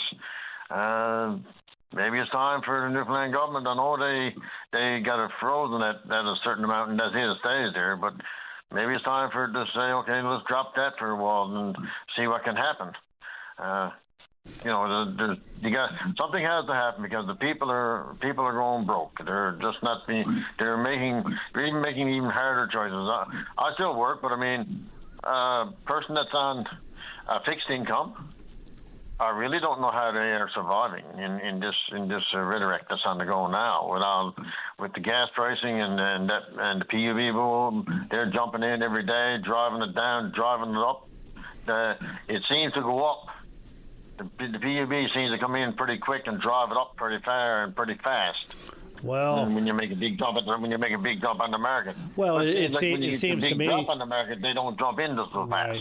Yeah, it seems to me that over the past couple of days, the gas has gone up or down based on the whim of President Trump on whether he's going to send J.D. Vance to Pakistan or not to try to work out a deal with Iran. 2 days ago, he was going to send him, and they were going to work on a deal. Gas went down. Yesterday, that's all on hold now. What happened this morning? Gas went up. So, Iran is having a big impact on gas prices. But the regulation that came in place, John, that came in, after fluctuations in gas up until 1999 that we weren't aware of. Gas would just go up and down, and nobody knew when or why or how it was calculated or any of that. Well, some people did, of course, but, gas would just go up or down. You'd get up one morning and gas would be up a few cents. You go, oh, well, look at that. Then the regulation came in. It was in other provinces like Prince Edward Island, and they brought it in. And now we know in advance when it's happening. But world events are certainly making it difficult on all of us. I was at the service station yesterday. People were lined up at the service. I didn't know why. And then, of course, this morning, I guess there was some advance notice somehow. I'm sure on social media that gas was going up. So it is difficult. You're right. And yet, to your point about expenditures, it's not just gas, is it, John? Just maintaining your home if you're a senior, just supplies, wood, all that, when you're trying to do regular maintenance, it's really expensive, and it's a real burden if you're on a fixed income. Yeah, and I mean, with the volatility of they say that some say that it doesn't make that much of a difference, but the diesel, and I mean here on this province here, where 90% of our stuff is brought in by tractor trailer. I mean, the cost of diesel and everything makes a big difference here. Because I mean, it's for example, I mean, if I was a merchant and I'm bringing in groceries, and if the cost of diesel this month cost me $1,000, okay, I got to recoup that somehow. And if next month it costs me $2,000, well, guess what? Somebody's got to pay that $2,000.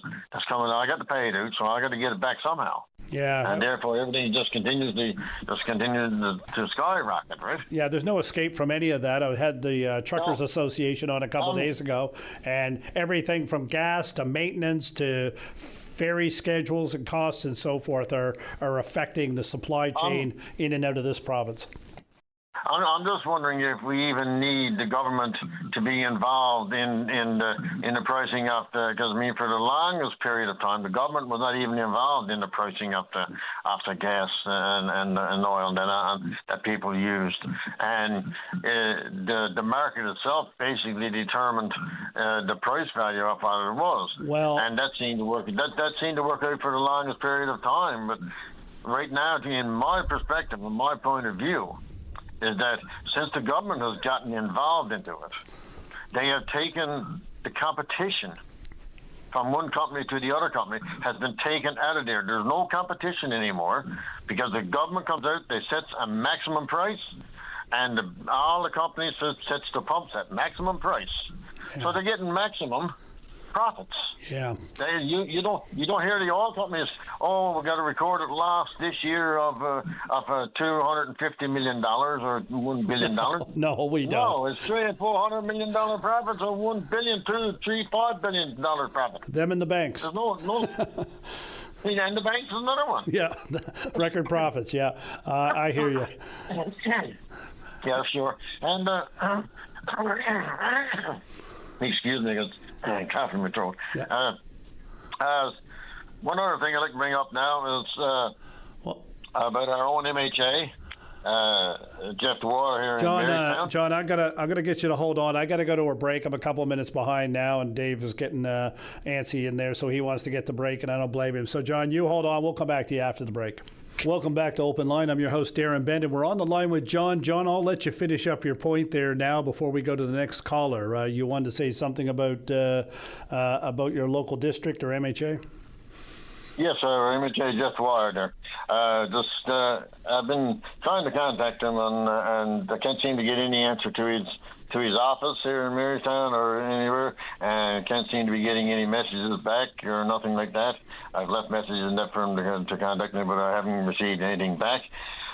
Just wondering what's going on with the Canning Bridge, and making sure that this doesn't go on the back burner and get lost in the shuffle and not get used. I mean, we have the Bailey Bridge is there now being open now for going on 2 years. And I remember conversations and the meetings that were held at the Hotel Marystown before the Bailey Bridge was done. It was said by the Liberals were in power, and John Abbott was the Minister of Transportation. And the questions were asked about how long it was going to be taken, and he said, okay, yeah, well, the Bailey Bridge is going to be done, and right after the Bailey Bridge is done, the Canning Bridge, the very next day, the Canning Bridge was supposed to be starting to be disassembled. Well, there's been nothing disassembled on that Canning Bridge, and we're going 2 years now with that bridge opened over there. What's going on there? Nobody seems to know why nothing is being done, and we want.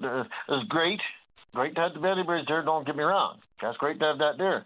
That's a temporary bridge. It's supposed to be temporary. Let's get the temporary part out of the way and get our permanent one back there. That's supposed to be there. Let's get started on that. But before they can start putting one back there, they got to take the old one out of there. If they're not going to start anything, they take the old one out. And John, have you reached out to the mayor down there? Because he may have the answer. I've been talking to Jerry a couple of times, and I don't know if I actually brought that part up to Jerry when I was talking. I know Jerry personally because I went to school with him, and that kind of stuff. Because he would be Jerry Brenton, the mayor there. He would be advocating, of course, for whatever needs to be done for infrastructure-wise within the town as well. If you can't get a hold of the MHA, although you should be able to get a hold of the MHA, they would have a constituency office. Usually, they have somebody in the constituency office there. I'm not sure why you're not hearing back, but if you are talking to the mayor there, Mayor Brenton, he might be able to get you the information as to what's going on there. I can tell you from experience that there's been some temporary bridges put in around the province that have been temporary for a long, long time. That's for sure. Oh, that to be quite honest, yes, that would be fine if it wouldn't have been told to people and told it in public and everything else that. Yes, okay, the government the funding is there, the money is there for the bridge, everything's all a go for the bridge. But it seems like everything has come to a halt here. Yeah. And why is it this long lull, a long not doing anything in between getting stuff done? Yeah. Like if it's supposed to be started the very next day, this is a long day. Going on 2 years is a very long day. I'd like for the people of Marystown to actually start getting online, start calling, and start making more calls, and get after our MHAs more, and get after our town more, and start making noise, because everybody knows that the squeaky wheels are the ones that always get the grease, and if you stop making noise, you ain't gonna get nothing done. Oh, that's a fact. So, John, I'm going to leave it there. So we'll see if we can get an update on the Canning Bridge, and like I said, you might want to reach out to the mayor. He may know, and keep trying the MHA. The MHA should be able to get back to you. I'm going to leave it there, John. Thank you very much for calling. It was a great chat this morning. You take care. Have a great day. I'm now going to go to line 4, and I have Kathleen. Kathleen, welcome and good morning. Good morning to you. I've been listening to a couple of people complaining about bullying in a school. Now, bullying is really, really serious, I know. But I don't know what the school can do. You stop and think about it now. I got a daughter and a granddaughter who are teachers. So they go in the classroom and they're teaching. They spent a lot of time preparing for a class and everything like that. So somebody is out on the playground and they're being bullied. You come in and you say, I've been bullied. But the teachers are not there. So how can they make a determination who's right, who's wrong, who goes home, and now goes up to the principal? What can the principal do? I got to be missing something, because every time I hear a call there, they say, I went to the school and they didn't do anything. But help me out here. What can they do? Yeah, and it's a solid question. And of course, I think the first caller said that they reached out to the school but never heard anything back. And of course, that's not, and no response is not a proper response, I wouldn't say. Even if you can't do anything, or if you have some guidance, you can offer the parent, would be better than ignoring them, I would think. And I'm not suggesting they're ignoring them. Maybe they haven't seen the emails. I don't know. But teachers themselves, and I've heard this over the last while, and we know people, they have their own issues with dealing with some students that, I don't know if you call it bullying when it's a teacher involved, but even some of them are concerned about physical attacks and so forth. So it goes two ways in that respect. What can a school do? I don't know. There should be a protocol in place, don't you think, though? Because at least then the proper people are contacted. If you've got a physical assault, that's a crime, of course, and that would be, the school can do there is contact the police and get them involved, and then becomes a police matter. But isn't it time? It's been going on, and I feel so bad for the children who are bullied, because, you've got to face that every day. But isn't it time for the parents, the school, the police department, and everybody get together, put an authority in place where there is bullying? The parents can go to that authority and get the people who were involved together and work it out. If you got a really bad a child got a problem and he's a bully, well, let the parents be responsible. But I really get tired of listening to the schools are at fault. When my daughter it's not in her job description to police the buses, and the school is happening in front of her in this class, sure. And what can she do? All she can say is, don't do that. That's not nice. But the child still got to go home after being bullied. So I think it's time for people to stop blaming the schools, make an effort to put an authority in place so that when the child goes to school, if it's bullied now, he can report it to this authority and it can be dealt with. It may be a solid suggestion, Kathleen, for sure, because I can tell you that in my lifetime, and probably in yours, it doesn't seem to be getting any better, despite efforts by students and so forth. Maybe it is getting better. I'm not sure, but certainly the incidents are no less horrific or problematic for those involved. So, and of course, I've gotten emails this morning and texts saying, "What about the parents? What about the parents? What about the parents?" And of course, isn't it the same thing as we heard the other day about people operating ATVs? When the parents are there, everybody's fine, it's perfect, and when they're out of sight, they do things differently than they do in front of their parents. And of course, then you create this I suppose view of yourself that you're perfect, and of course no one's perfect. But with the ATVs, I have heard, and we've had it in our problem, the legal age is 16, I think. So somebody will get, he got to learn. So he's 13 or 14, so he got to learn. So the parents say, what odds, give Johnny the ATV. He got to learn. And he's not of age. He should not be on the ATV alone, right? Yeah, I think there's an age there where you can be on it as long as you're supervised before 16. I think it might be 14. I'm not sure. Maybe 12. I don't know. But you're right. There can't be babysitters.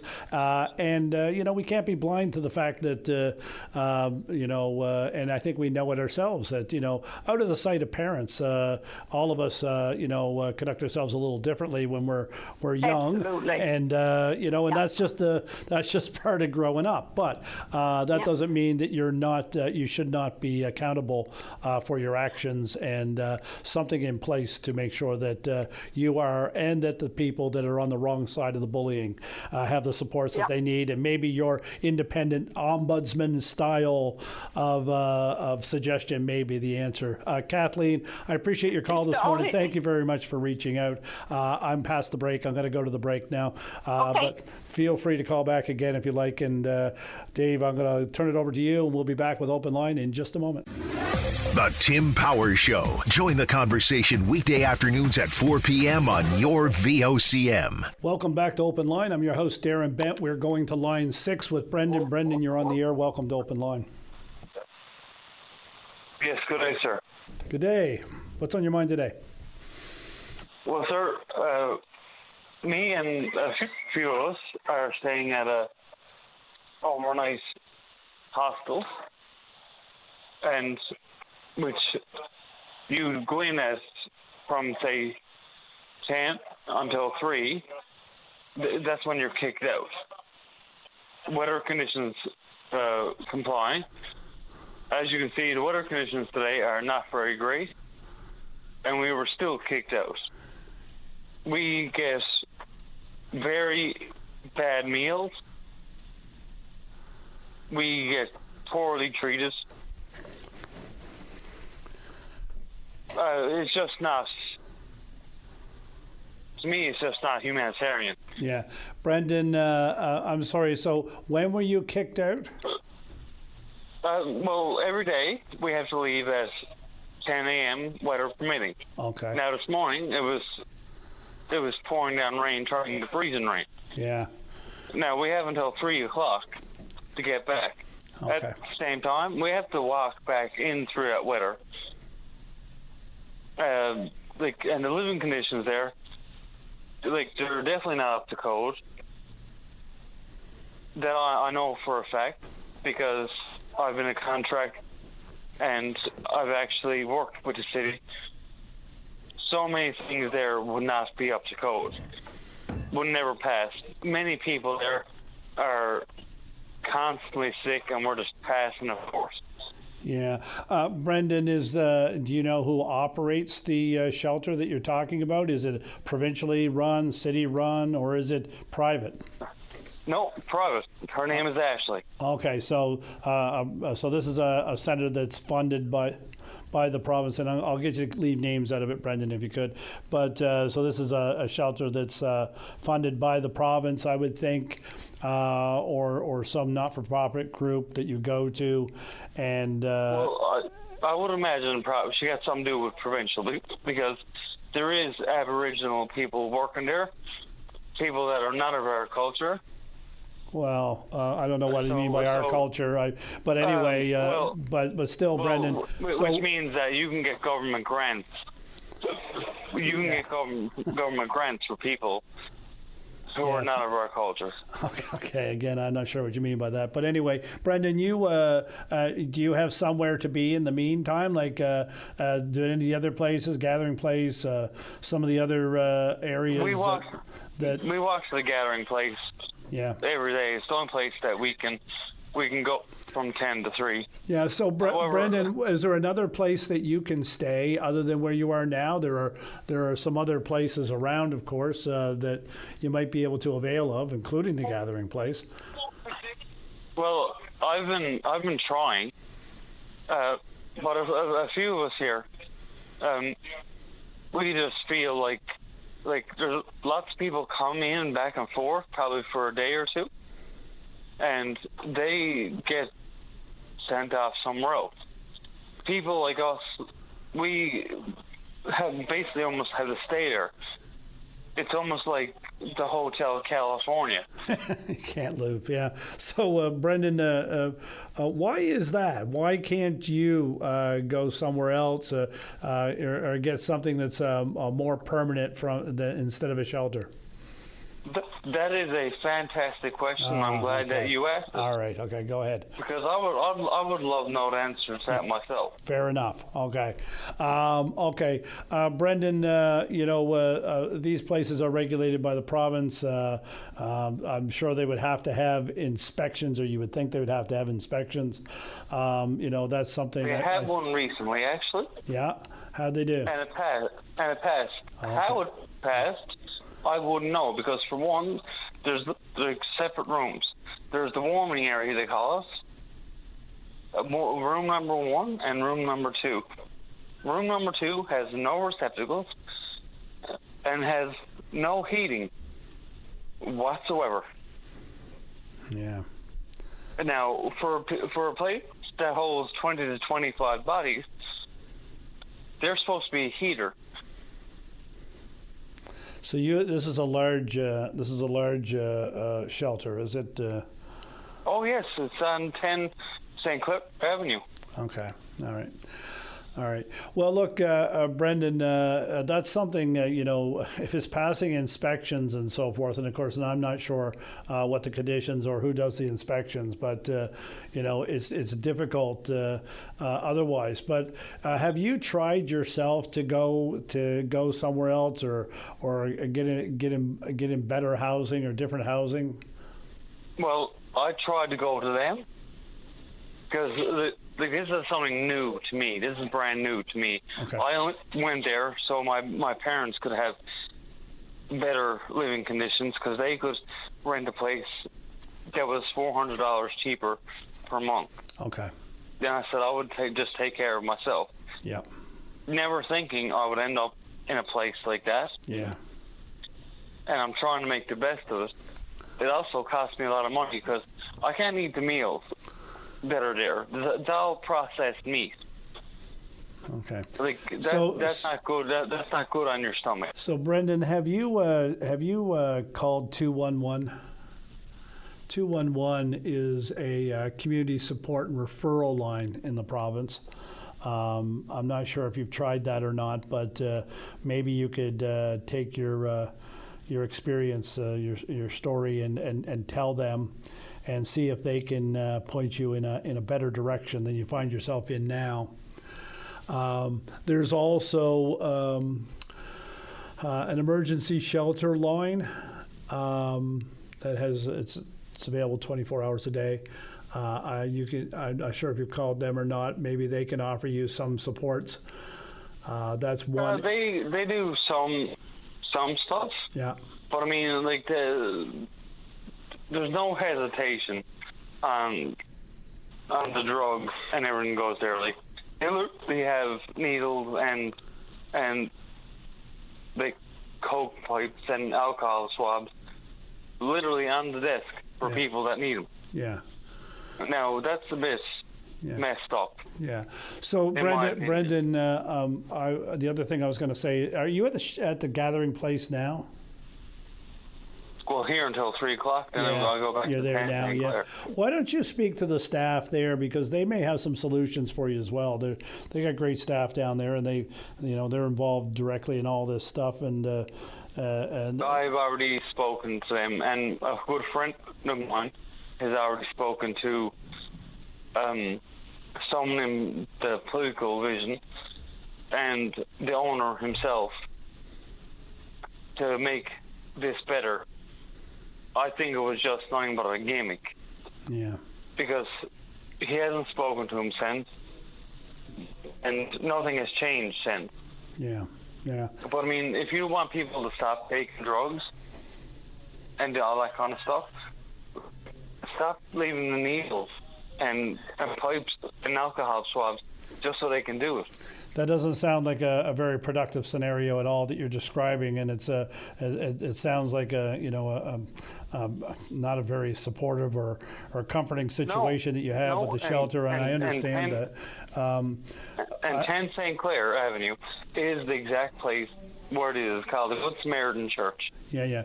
So, ironically enough, yeah, okay. It's a church. Yeah, and I don't. If they're getting inspected by the province and so forth, then we have to depend on that to some degree. However, you have raised the issue here this morning, and hopefully, something better will come of it. I'm glad to hear that you're up to the gathering place because you can get yourself out of the rain and so forth, and and keep yourself safe and so forth with the other people as well. But Brendan, I'm going to leave you there. You might want to try the 211 number. It's a provincial number. They may be able to give you some guidance and some help, but they would be the people, if you have concerns about where you are or any of the shelters or any shelter, give them a call and let them know. Brendan, I'm going to leave it there. We got to go to break, and you take care and stay safe, my friend. Okay, thank you very much for your call. Okay, Dave, we'll go to break. Okay, we're back on Open Line. I'm your host, Darren Bent. The morning has just flown, and we just had a caller, Brendan, who was put out of a shelter, as they always are, weather depending, at 10 a.m. this morning, and put out in pouring rain, according to Brendan. And of course, that's something that I'm not sure why any shelter would conduct their business that way. You would think that the pouring rain would be the weather depending anomaly. But anyway, there he is. We are going to go to line 4. Jim, you're on the air. Good morning. Hi, Danny. Yeah, I'm calling. I want the Newfoundlanders to know what is going on at St. Clair Hospital. I live in central Newfoundland, South Brook to be exact, 510 kilometers from St. Clair Hospital. I got a call to go to, I had an operation coming up on the 20th, which was Monday gone. But I had to go in Friday because pre-op. I don't understand that one at all. But anywho, I went to the pre-op. We went through all that and went to see the anesthesiast. And I have no idea what that was all about because it made no sense. But anywho, at the end of all that, the lady that was directing me, I think she was a nurse, she said I had to call in to find out what time my operation was going to be. So I tried calling in. No answer. Finally, they called me. Said, your operation is at 8:15 Monday morning. Be at the hospital at 6:30. I did all that. And I went through all the very costly, I want for the people in Newfoundland to know. Gas is so expensive, it's unreal.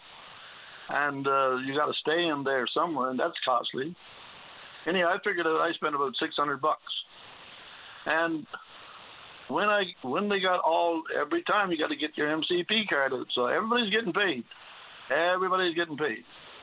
So then the lady come up and put the arm bracelet on my arm. I'm ready for my surgery, pretty much. Then another lady comes in and says, no, his surgery is canceled. I said, what? Yes, she said. I said, Mom, I live a long distance from St. John's. Yes, she said, I know, it's too bad.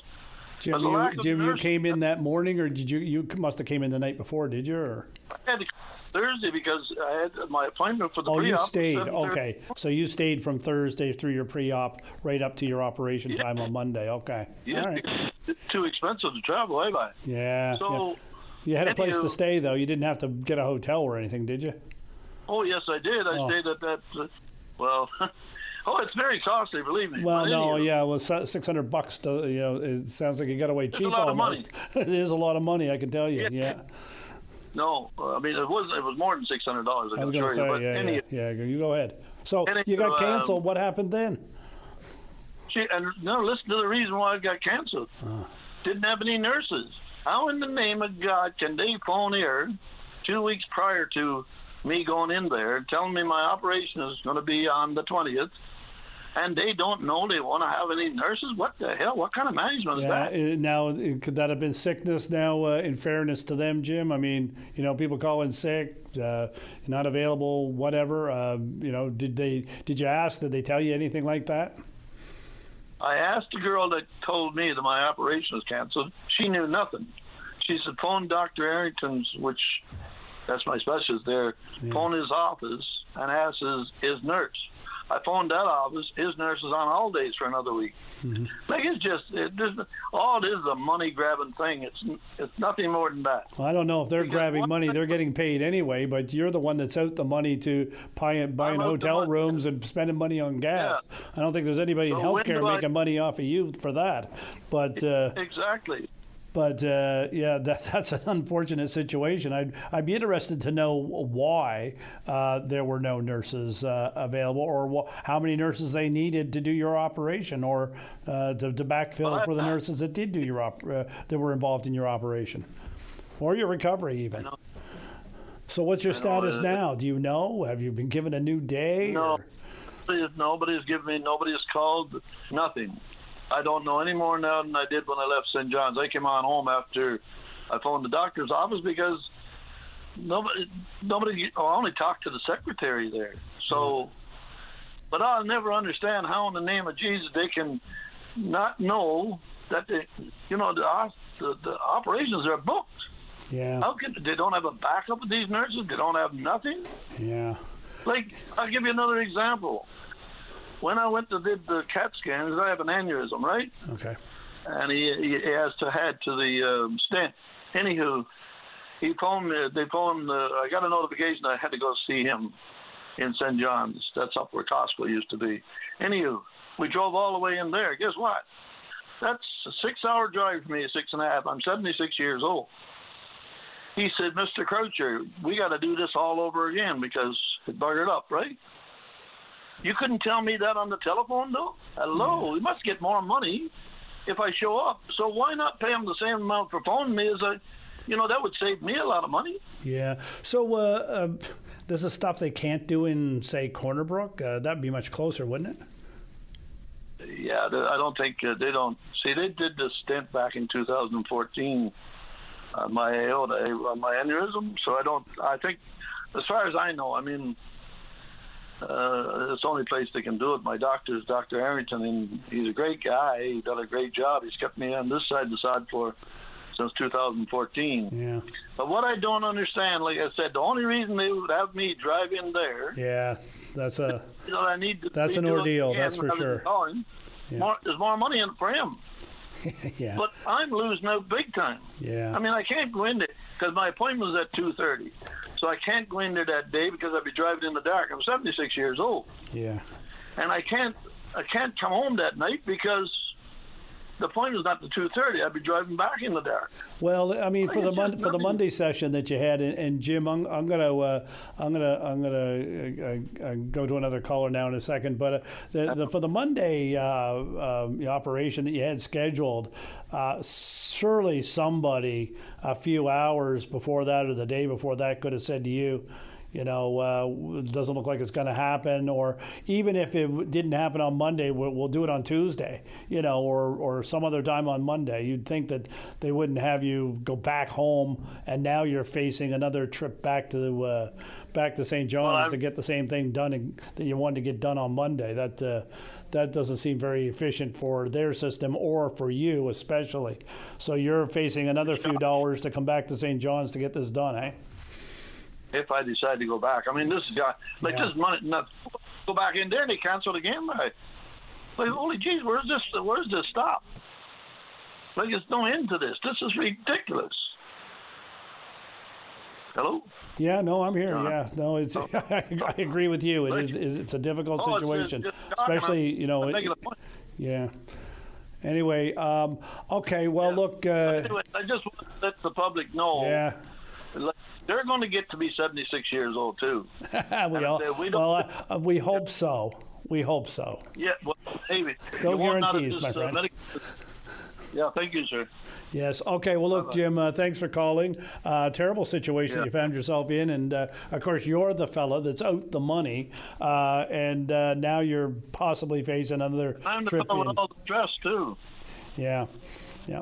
I'm the fellow with all the stress thinking I get this over with on Well, that's Monday, right. On top of it, and like you say, that's a long drive in from Southbrook all the way to St. John's, and then to find out you spent 3 or 4 days here getting your pre-op. I suppose you don't have to do pre-op again. So, but anyway.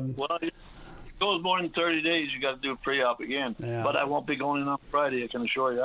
I'm at the point now whether I'm going to decide to say to hell with it, and what happens, it happens. Like the worst you can do is break and kill. Right?